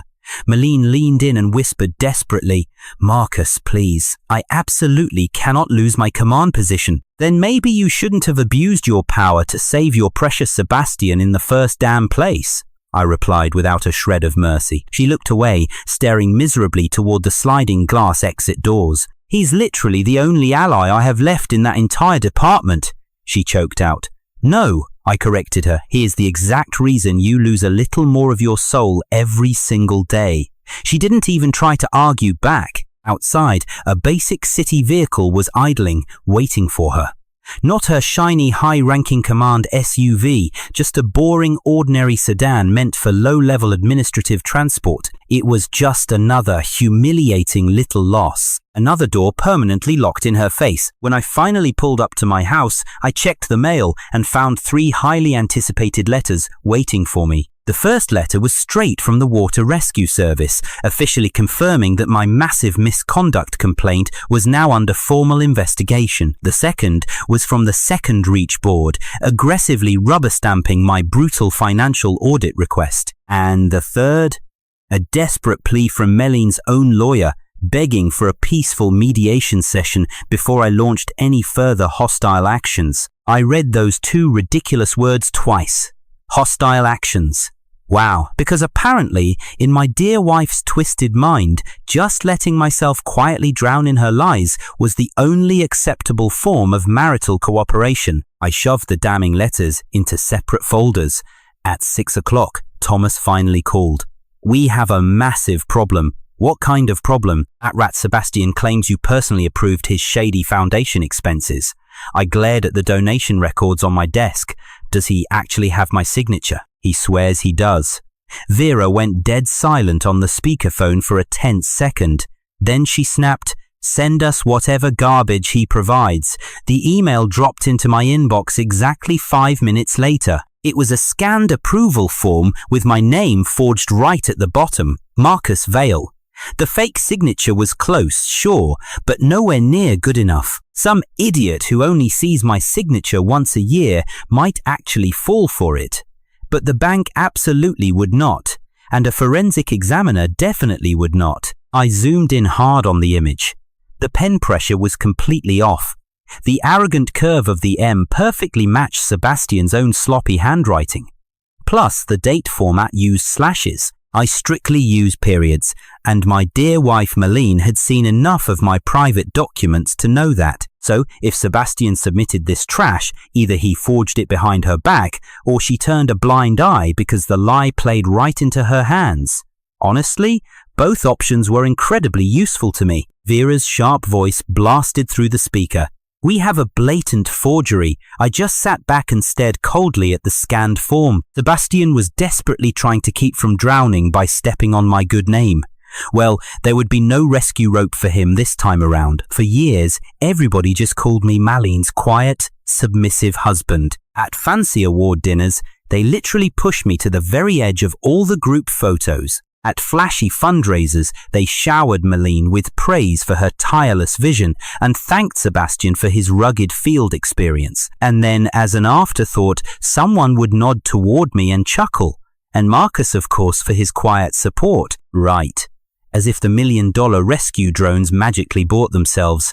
As if all those high-tech waterproof dash cams just sprouted out of pure goodwill. As if the custom donation platform, the advanced telemetry software, the expensive training simulators, the emergency upload servers, and literally half of the entire foundation's operating budget were just paid for with rounds of applause. I foolishly let them believe all that garbage because Meline used to squeeze my hand gently under the table and whisper, "You know what you really mean to me."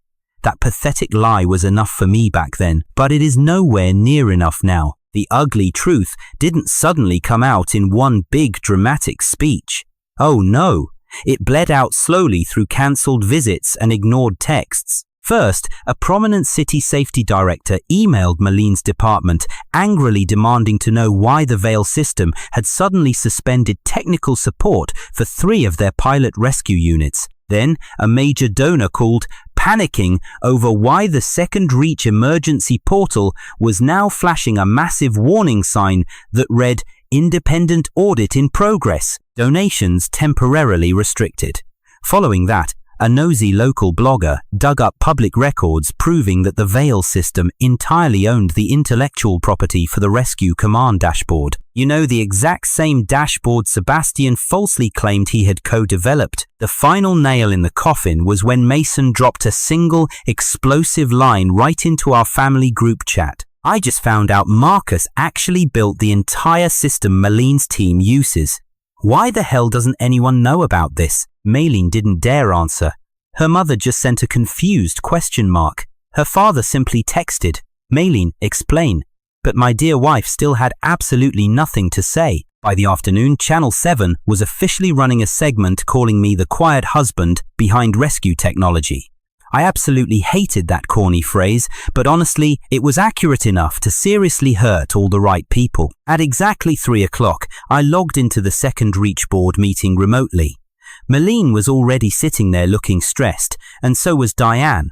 Our tight-lipped treasurer, Sebastian, definitely hadn't been invited, which naturally meant that slimy coward joined by listening in through Maylene's speakerphone.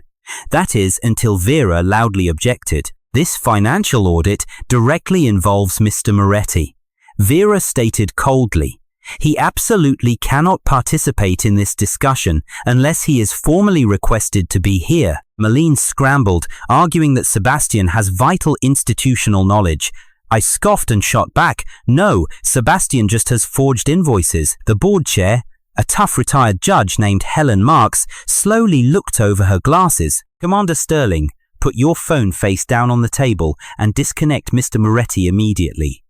Maylene hesitated, panicking. Helen's authoritative voice sharpened into a blade. Do it now! Maylene finally caved and ended the call. Her pale face carried the burning insult of being completely dismissed in a boardroom she once proudly commanded. Diane nervously presented the preliminary audit findings. 3 luxury stays at the Blue Heron Inn, 9 wildly expensive restaurant charges, a top-tier personal laptop, shady consulting fees that were mysteriously paid out way before the contract was even approved, and mileage reimbursed on days when Sebastian's own vehicle access logs clearly showed he was partying in an entirely different county. But then came the main event, the forged approval forms. Helen stared at the documents in absolute disgust. Mr. Vale, she asked grimly, is this actually your signature? No, I replied without blinking. Maylene turned to me sharply, her eyes wide with desperation. Marcus, you need to think very carefully. The entire room went dead still. Vera's head turned slowly toward my wife. Helen raised a brow and asked, Commander, are you seriously implying your husband might just not remember signing off on fraud? Maylene's face tightened in panic. I am just saying there were a lot of heavy documents moving around during that time. I calmly opened the manila folder sitting right beside me and held up 4 crisp documents. These are my actual verified signatures from that exact same month. A bank authorization, a supplier contract, an insurance renewal, and a massive donation transfer. Vera quickly shared them on the main projector screen. Every single one of my real signatures aligned perfectly. Then, she ruthlessly placed Sebastian's forged form right beside them. It was undeniably fake. Wrong slant, completely wrong date format, weak pen pressure, and a totally wrong ending stroke. Diane covered her mouth and whispered, "Oh my God." Maylene just stared blankly at the screen in pure shock. Her trembling lips moved once, but absolutely no sound came out. Helen leaned forward and asked, "Who exactly submitted this forged form?" Diane frantically checked the system records. It came straight from Mr. Moretti's foundation email. Helen didn't miss a beat. And who authorized his foundation email access? Another suffocating silence filled the room. Diane swallowed hard before answering. It was Commander Sterling. Defeated, Maylene slowly closed her eyes. The board chair fiercely scribbled something down. Effective immediately, Helen announced with finality, Sebastian Moretti is indefinitely suspended from all Foundation activities. Furthermore, Commander Sterling, your administrative authority over all financial approvals is completely suspended pending a full, exhaustive review. Maylene's eyes snapped open in sheer terror. "Helen, please, that is not necessary. I built Second Reach. It is absolutely necessary," Helen replied, her cold voice remaining perfectly steady. She clearly forgot who paid for the foundation she stood on. Maylene flinched like I'd just slapped her across the face. Honestly, I didn't even enjoy saying it. I just noticed the cracks. There's a big difference. Anyway, the board meeting wrapped up with 3 brutal final calls. First, blowing up the audit. Second, dragging the cops in if the forgery was real. And third, stripping them of all the cash and handing it to an independent admin. Maylene just sat there staring at her webcam after the others logged off. Only my lawyers, Vera and Helen, stayed on the line with me. Malene glared through the screen. You knew this was going to happen? She hissed. Yeah, I replied. How long have you been plotting this? Since the hospital, I told her.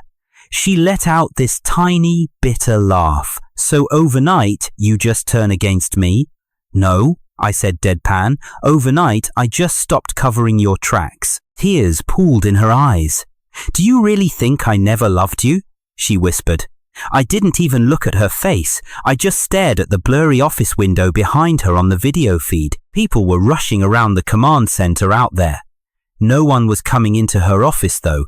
No one was interrupting her little pity party. That administrative suspension made her totally visible, but completely untouchable.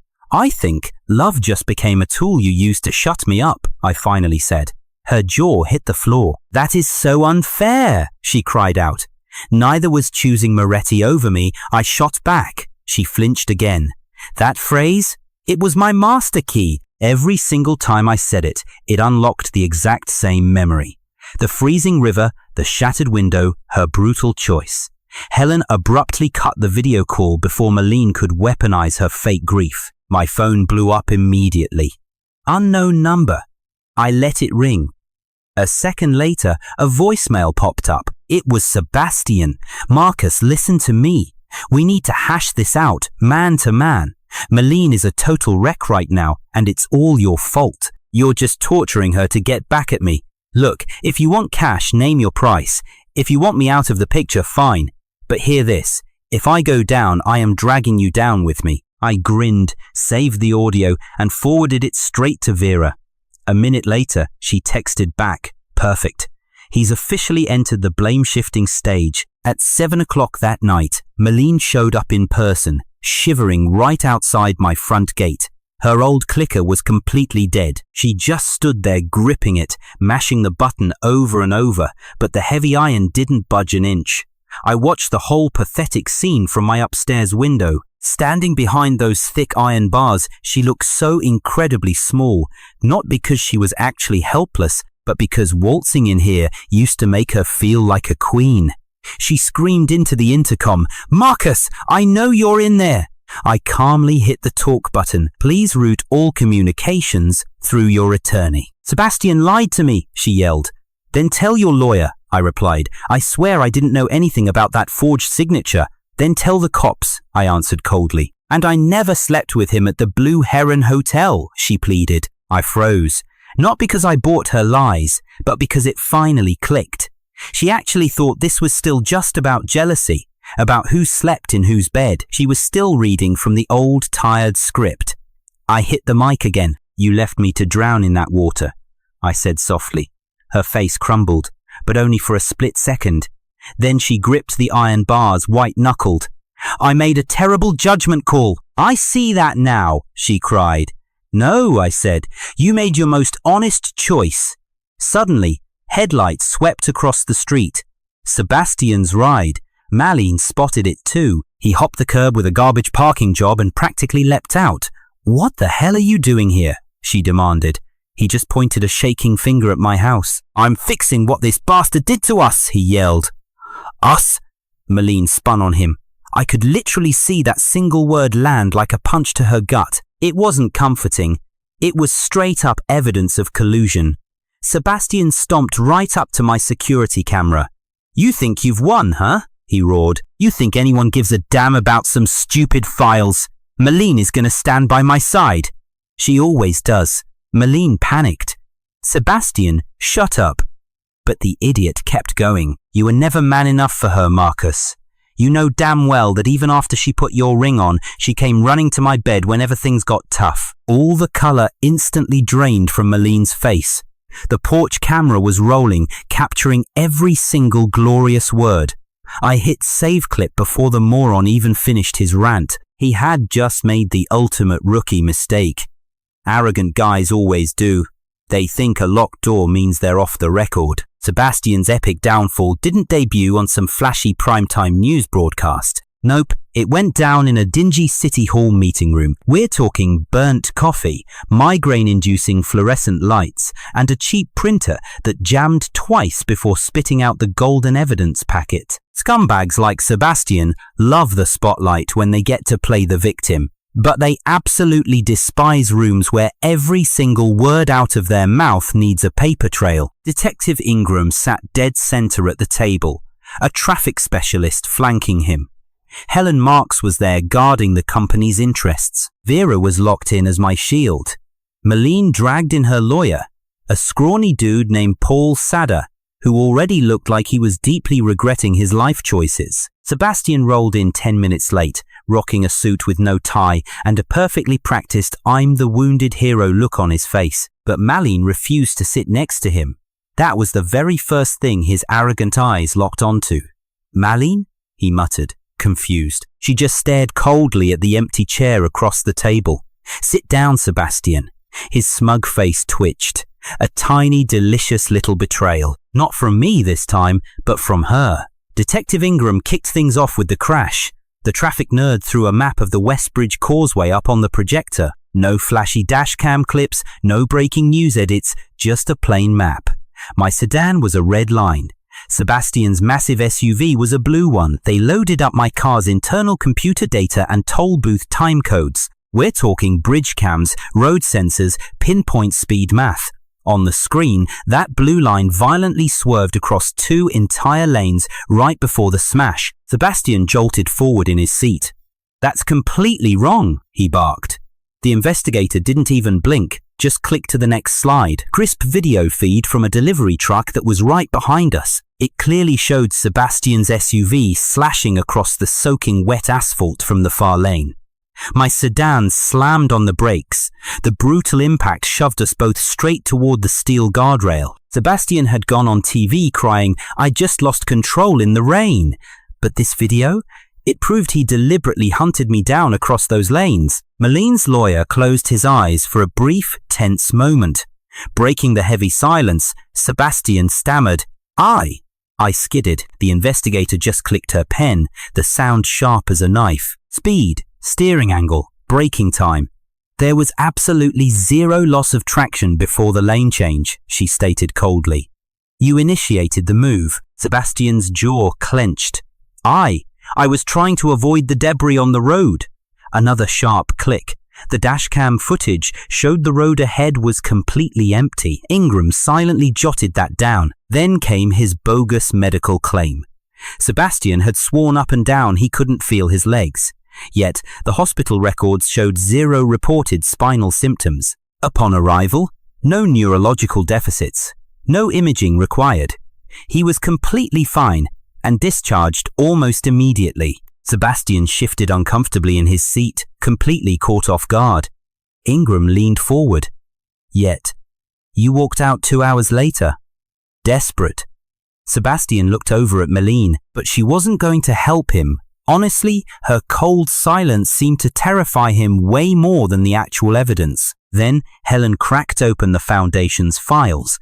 Invoices, hotel receipts, lavish restaurant bills, laptops, and blatant mileage fraud. Cornered, Sebastian tried his old greasy charm first. "Look, the second round of funding was super informal in the early days. We all made sacrifices. A lot of things were just approved verbally." Helen stared him down right over her glasses and asked, "By whom?" Malene's head snapped up at that. Right there, the very first bite of the trap. Sweating, Sebastian pressed on, talking faster. She told me to bill the hotel as outreach planning. She literally said, Marcus never checked the small stuff. Malene just stared at him, betrayed.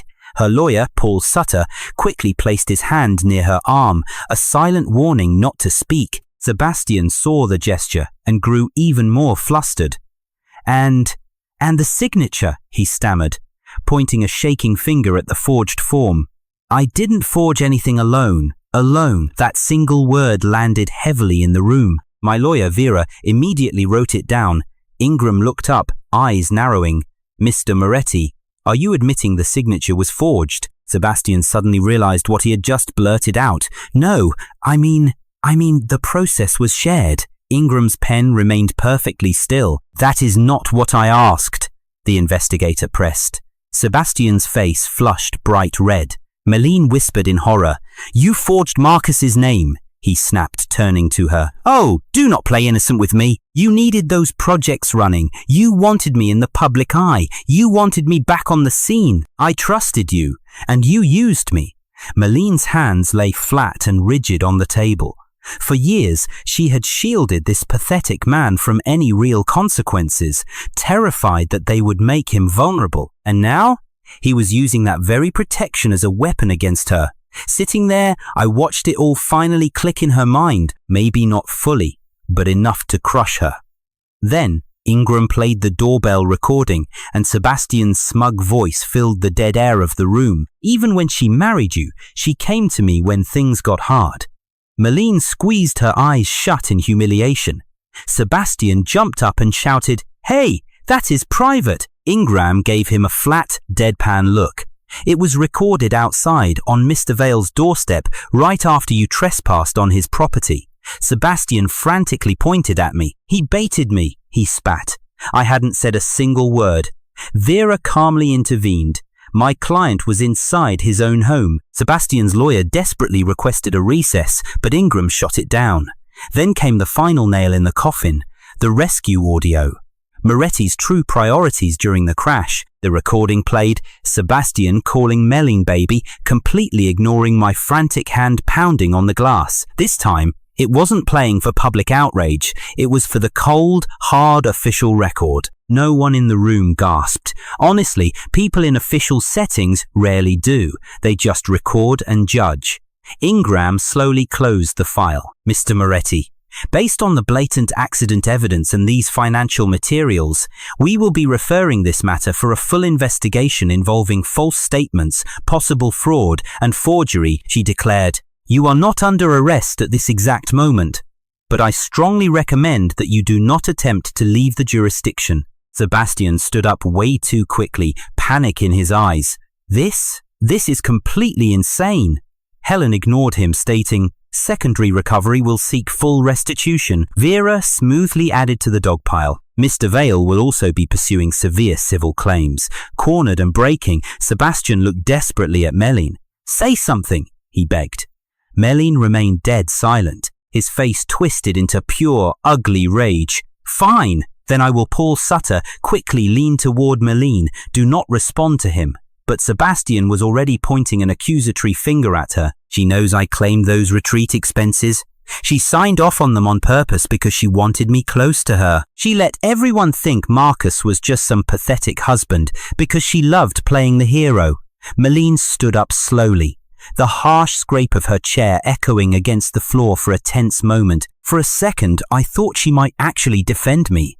But no, she only defended herself. "I never, ever asked you to forge his name," she said coldly. Sebastian let out a bitter, mocking laugh. "Wow, that is your line?" Ingram stood up, her voice like steel.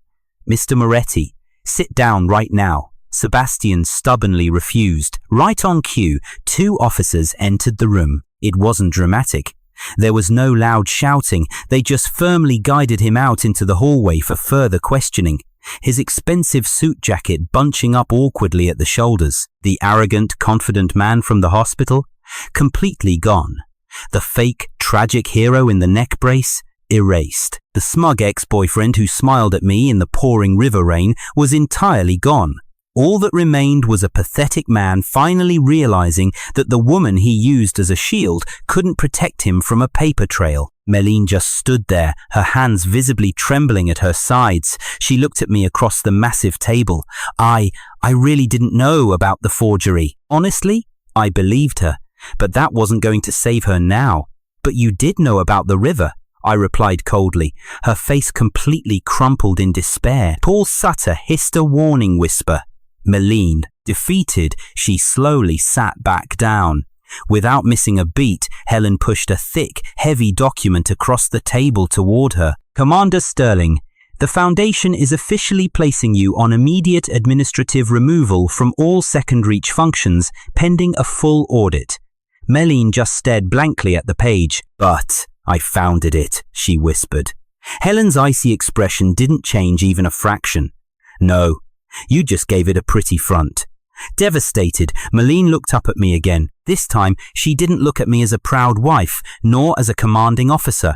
She looked at me like someone desperately reaching out for a door that was already deadbolted shut. Right on cue, my lawyer Vera placed another document right beside Helen's. A heavily revised divorce petition. It was packed with brutal evidence of marital misconduct, asset preservation orders, and massive civil recovery claims. Malene's eyes widened as she read the very first page. Her lips trembled, struggling to form the words. The side piece had already crashed and burned. Now, her signature stained the final document. Malene actually chose live television for her big apology tour, desperately hoping the cameras could somehow magically restore the life she threw away. Oh, she was dead wrong. Channel 7 agreed to air her little sob story, but only on one brutal condition. 0 pre-approved questions, absolutely no edited rescue footage, and definitely no Sebastian sitting off camera acting like some tragic, injured prince. She took the deal, knowing backing out would completely destroy whatever was left of her image. Honestly, I wasn't even going to watch it. But then Thomas Foster called me up. You should know, he told me. She actually asked if you'd be there. I told her no, I replied. Good, she's crying? Huh, that's not exactly breaking news anymore. Thomas paused for a heavy second. We're dropping the full unedited audio tonight, way more than before. Legal finally gave the green light. Then air it at 6 o'clock, I said. Soon enough, Malene was sitting under those harsh studio lights in a plain pale blue shirt. No rescue uniform, no shiny badge, and notably, no wedding ring. Stripping away those symbols screamed louder than the symbols themselves ever did. It painted a pathetic picture before she even opened her mouth. The anchor, Dana Ruiz, stared her down. Malene, why are you here tonight? Malene nervously gripped her knees. To apologize. Her voice did that little broken crack. To the entire city, to my squad, and to the rescue community. And to my husband. Dana didn't buy the act for a second. Your husband has filed for divorce. Malene gulped hard. Yes. Have you even spoken to him? No. Why? Malene hung her head in shame. Because he explicitly asked me not to. Wow, that was literally the first time she ever respected a boundary. Way too little, way too late, but at least it was honest. Dana went right for the jugular. When you ordered Sebastian Moretti to be prioritized, did you know your husband, Marcus Wilde's car was flooding much faster? Malene's eyes totally teared up. Yes. The entire studio instantly felt suffocating around that one damning word. Dana just let that heavy silence hang there, choking her. Malene wiped away a tear. I just thought Sebastian was, more emotionally unstable. I thought Marcus was strong, lucid, fighting to hold on. I was dead wrong. It wasn't professional triage. It was pure personal bias. A month ago, that little confession might have actually meant something to me. Now, it was just a fancy PR label slapped onto a filthy, unforgivable betrayal. Dana wasn't letting up. Did your past romantic relationship with Mr. Moretti actively influence your judgment? Malene squeezed her eyes shut. Yes. No long speech, no shifting the blame, just a straight-up confession. The tension was everywhere. Then, Dana ruthlessly pivoted to a monitor. We are now going to play the extended audio of that incident. Viewer discretion is advised. It is highly disturbing.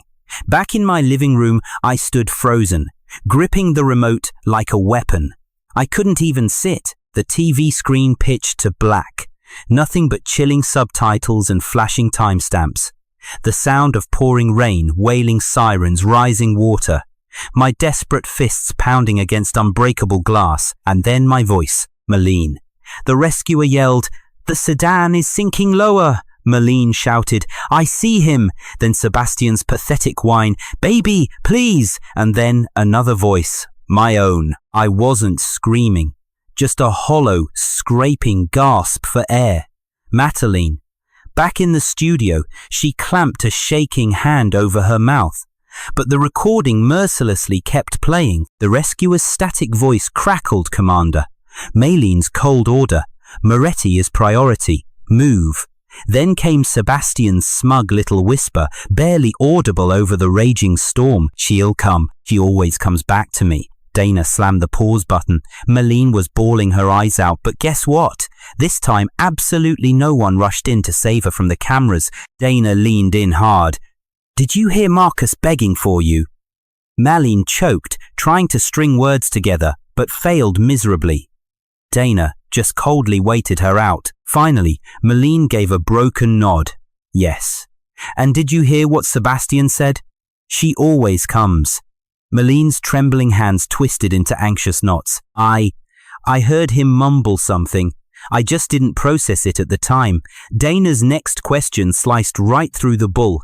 Do you process it now? Malene stared dead into the camera lens for a fleeting, agonizing second. For a flash, I saw the sweet woman from our kitchen years ago barefoot, beaming, wearing that floral shirt, eagerly telling me how she wanted to build a legacy that saved lives. Then the illusion shattered, shifting back to the hollow shell of a woman who let some cheating scumbag twist her so-called compassion into a lethal weapon. Yes, she whispered miserably, I process it right now. Honestly, if Sebastian had just kept his pathetic mouth shut, this whole sobfest might have actually saved her reputation.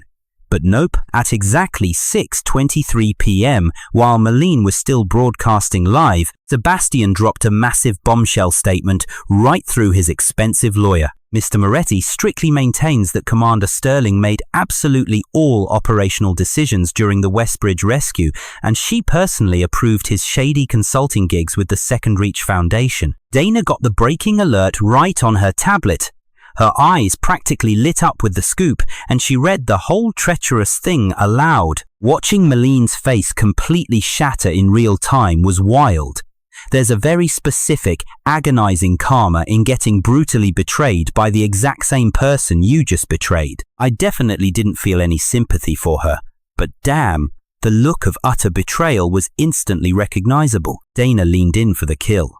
Sebastian Moretti is now claiming you explicitly approved his financial role in the foundation and commanded the entire operation.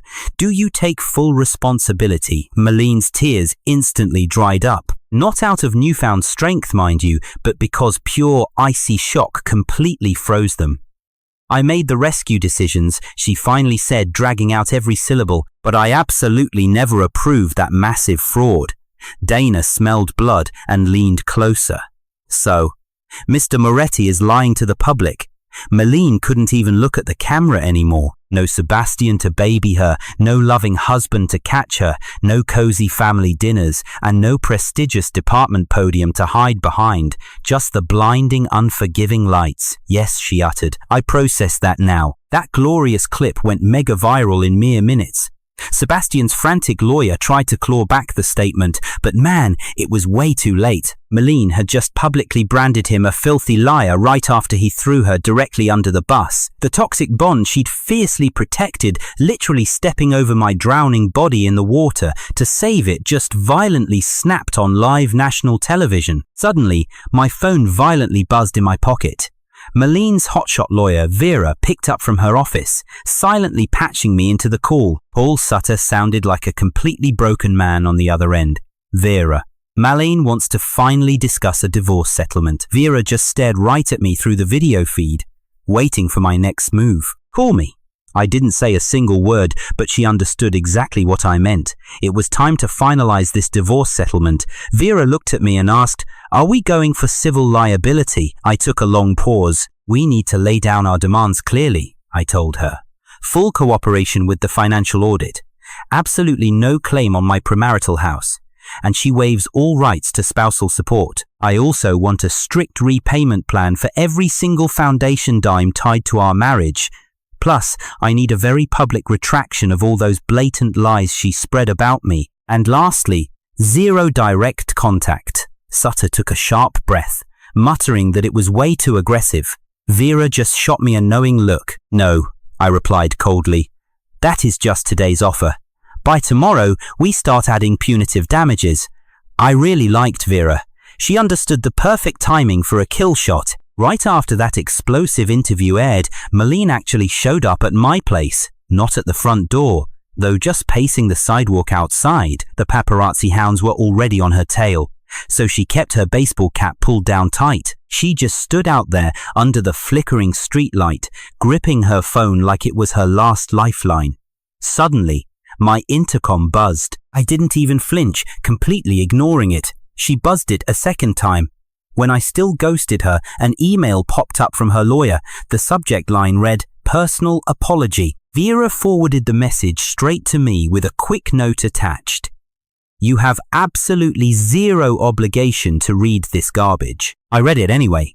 Not because I was weak, but because I needed to see if my soon-to-be ex-wife finally grasped the gravity of her betrayal. "Marcus," it started, "I heard your voice on that audio tonight, and it hit me in a way I never let myself feel before. I have zero defense for choosing Sebastian over you. I stupidly confused his pathetic needs with my actual sense of duty. I mistook your incredible strength for a safety net. I cannot turn back time at the river, and I cannot erase the utter humiliation I put you through. I know you might never, ever forgive me. I am only begging you for one single conversation. Not as some commander, not as a victim playing the blame game, and definitely not as Sebastian's defender, just as your wife. Yours, Malene." I read her pathetic plea twice, feeling absolutely nothing. I typed a swift reply to Vera. "Deny all direct contact. Keep your foot on the gas and push forward." Malene stood shivering by my heavy iron gate until the pouring rain started up again. She cast one last miserable glance up at the house, but my porch light stayed dead black. Here is the harsh truth.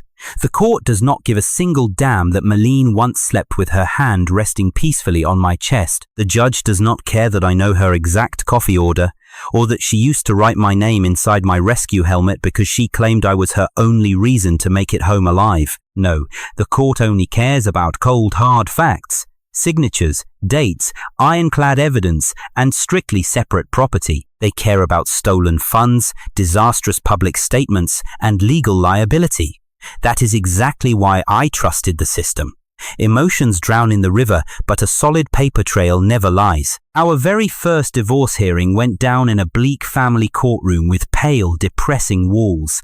The judge sitting at the bench had clearly seen way too many fools mistake cheap regret for actual repair. Malene and her lawyer, Paul Sartre, sat directly across the aisle from us. She was dressed in basic black, no flashy badge, no cozy little donor sweater to soften her image. Her hair was tied back in a low, defeated bun. Honestly, she looked exactly like a broken woman attending the miserable funeral of her own public reputation. Vera and I took our seats like generals preparing for war. Between us lay a mountain of ammo. Prenuptial deeds, postnuptial contracts, brutal foundation audits, separation notices, and heavily amended petitions. The court had already slammed down a temporary restraining order, completely locking up any disputed bank accounts tied to those shady foundation reimbursements. Malene's personal piggy bank wasn't entirely frozen, but every single money transfer linked to Second Reach was instantly flagged by the system. She was entirely boxed out. She couldn't lay a finger on the donor list. She was permanently locked out of my house, and her access to my company's systems was completely nuked. She was legally gagged from speaking on behalf of me, my business, or our shattered marriage. One public peep meant severe legal consequences that was the very first nail in the coffin. The hardest hit wasn't even the divorce itself. It was the absolute silence. A suffocating silence strictly enforced by devastating financial ruin. The judge glared down at Malene's attorney. "Does your client attempt to dispute the premarital status of the primary residence?" Paul leaned over, and the two of them exchanged frantic whispers. Malene was gripping her pen so hard her knuckles turned white, but the pen remained frozen. Finally, Paul sighed and admitted, "No, Your Honor." Bam. That was the first door slamming shut in her face. "And does your client dispute the absolute validity of the postnuptial agreement?" More desperate whispering ensued. Malene looked up, bypassing Vera entirely, and stared straight into my soul. I gave her absolutely nothing in return, just a cold, unblinking stare. "No, Your Honor," Paul conceded again. Boom. Another door locked tight. Next up on the chopping block, spousal support. Paul's jaw visibly clenched in frustration. My client fully waives it. Malene squeezed her eyes shut as the third door slammed on her future. Vera didn't even bother with a theatrical presentation for our compensation claims. She laid it out plainly. The foundation's expenses were totally separate, yet messily tangled up in the fallout. Some of the bleeding cash traced straight back to Malene's terrible approvals, while the rest reeked of Sebastian's blatant fraud. We weren't asking a simple family court to judge criminal acts. We just needed to lock down our claims and block them from hiding the money. Without missing a beat, the judge granted our financial preservation order in full. Malene's tense shoulders slumped just a fraction of an inch, nothing overly dramatic, just pure defeat. Then we moved right in for the kill. Reputational damage caused by her malicious lies. Sebastian once had the nerve to whine, "I was just jealous." And Malene? She had actually backed up the department's spin to sweep the dirty facts completely under the rug. Her pathetic lawyer tried to blame it all on extreme stress, crushing public pressure, and missing information. But Vera just smirked and hit play on the lobby security tape. Malene's own treacherous voice echoed through the room. "I know your car is positioned way lower," the recording blasted. The entire courtroom fell dead silent, listening to her guilt. Malene just stared blankly at the wooden table. Shockingly, the judge didn't even bother reprimanding her. He actually did something far worse. He just quietly wrote it down on his legal pad. By the end of the bloodbath, he ordered forced mediation to sort out the scrapings of our financial details. He strictly maintained the no-contact order, firmly upheld my exclusive rights to the house, and swiftly scheduled our next court date. Malene held back her tears until the judge finally walked out, and even then, she cried in utter, broken silence. Paul began awkwardly stuffing the losing paperwork back into his leather briefcase. Vera gently rested her hand on my case folder, whispering, "We are officially done for today." But suddenly, Malene shot up from her chair. "Marcus!" Paul hissed at her. "Malene, stop!" She completely ignored her own lawyer. The bailiff shot a warning glare from across the room as Vera immediately stepped in to block her. Choking back sobs, Malene cried out, "I know I am not supposed to talk to you directly. I know. I just need one word from you, and not through our lawyers." I shot a cold glance at the bailiff, then over to my attorney Vera. She leaned in. "You do not have to answer her." Madeline stepped right into the aisle, her voice trembling. "I lost my command today. I already knew. Word on the street was the department had just stripped her of her field commander title. Her license was under strict review. She was permanently benched to desk duty, absolutely no rescue authority, no incident leadership, and zero public training. Sure, she still had her badge, but it was just a useless piece of metal that no longer opened any important doors. "I lost the Second Reach Foundation," she added, her voice cracking. "Helen completely dropped me this morning. All of our donors are demanding their money back. And my dad, he will not even pick up the phone. Mason said he cannot defend me anymore. And Sebastian's legal team, they are pinning everything on me. I get it now. I finally understand the consequences." She took a desperate step closer. The bailiff stepped in. "Ma'am, back away!" Madeline froze. Her tear-filled eyes locked onto mine. "But I just need to know, is there any future out there where you and I can just sit down without all of this?" All of this. That phrase almost made me burst out laughing. Not because it was funny, but because she honestly still thought her betrayal was just outside noise. As if the lawyers, the leaked videos, and the harsh court orders had ruined some perfectly pure romance. But the rot of our marriage was right there in the evidence. It was in her choosing Sebastian Moretti over me. It was in her pathetic "baby please." It was in her twisted logic, claiming I was strong enough to wait for rescue while Sebastian desperately needed her. I slowly stood up. Madeline's face instantly lit up with desperate hope, but hope is a cruel joke when it arrives way too late. I glanced down at her left hand. The wedding ring was gone. Maybe she took it off for legal optics, or maybe it finally clicked that she had absolutely no right to wear it anymore. "You want one sentence?" I asked coldly. She nodded eagerly. "Here it is. I barely survived drowning in that river, and I am sure as hell not crawling back in." Her mouth opened, but not a single sound came out. I turned my back on her and walked straight out into the hallway with Vera. The paparazzi were swarming like vultures outside. Vera stepped up and handled them flawlessly.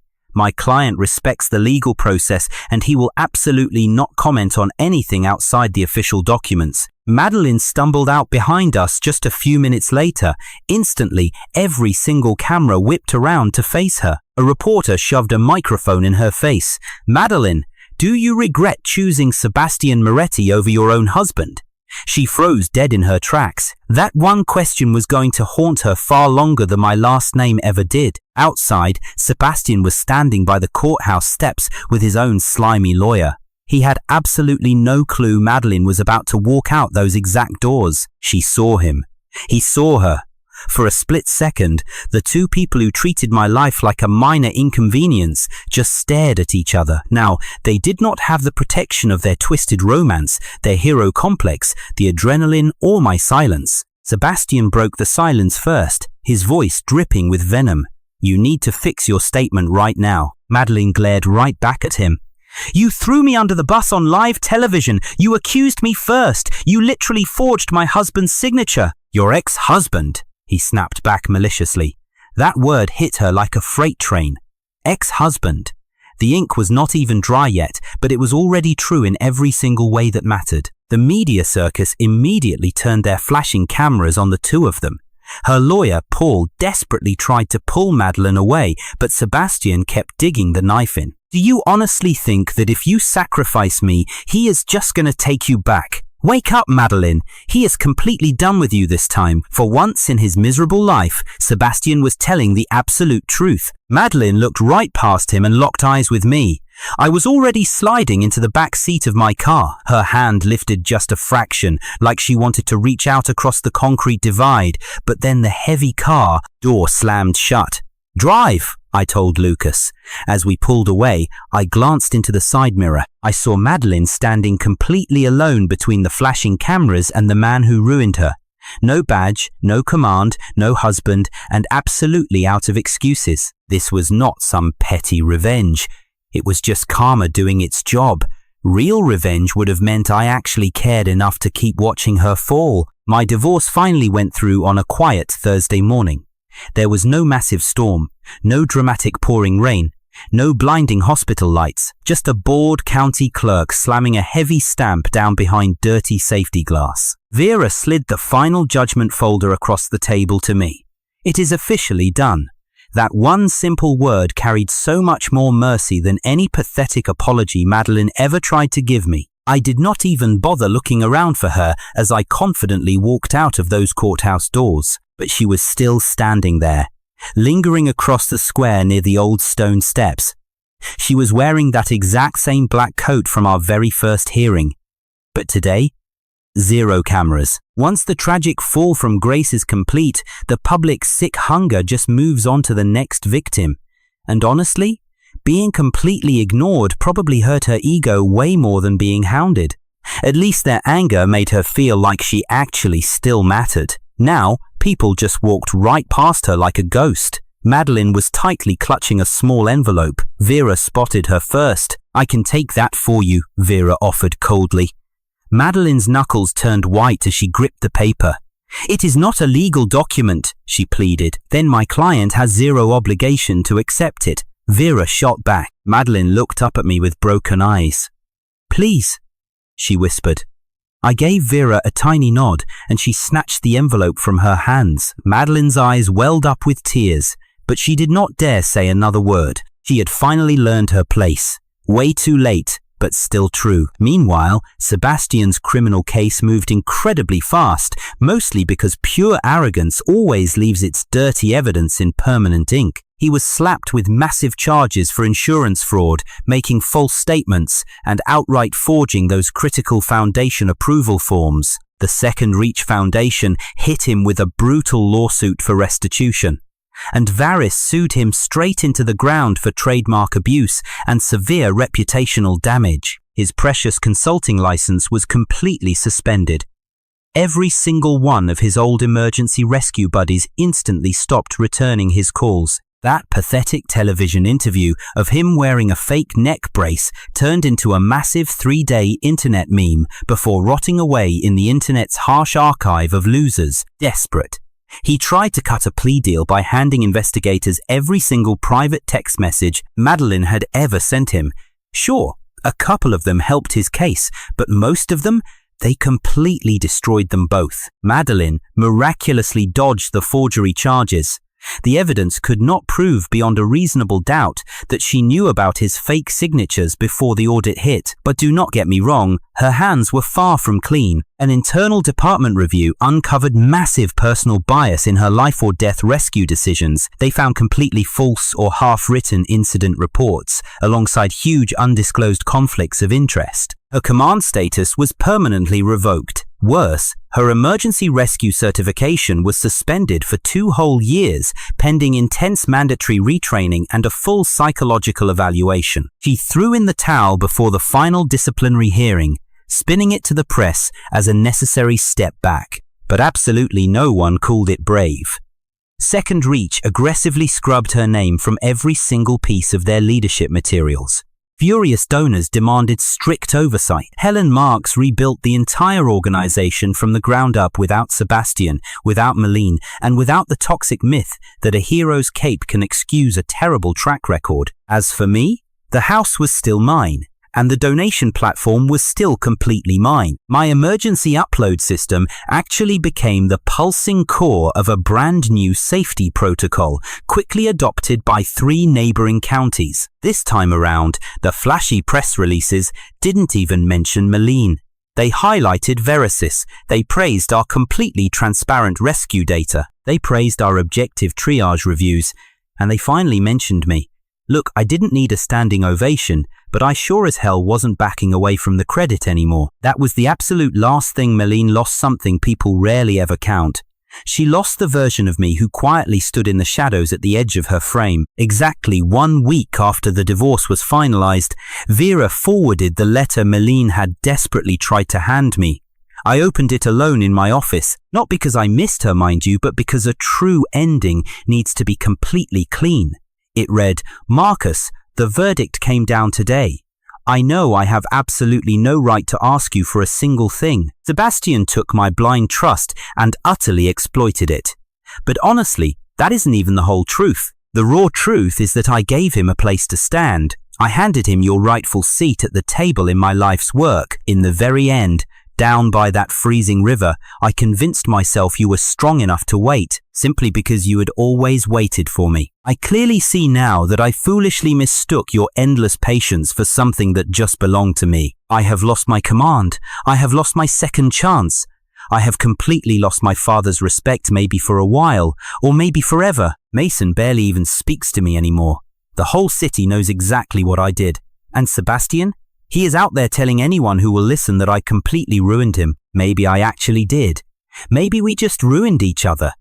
But the most devastating loss of all is the quiet one. It is reaching for my phone and agonizingly knowing that your number is no longer a safe place I can go. I am so deeply sorry that I heard your voice calling for help and still chose him. Malene, I coldly folded the letter up and shoved it right into a standard file folder, right alongside the final verdict. I didn't put it in the safe. The safe is strictly for things actually worth protecting. This piece of paper? It was just evidence. That same afternoon, I drove out to Westbridge.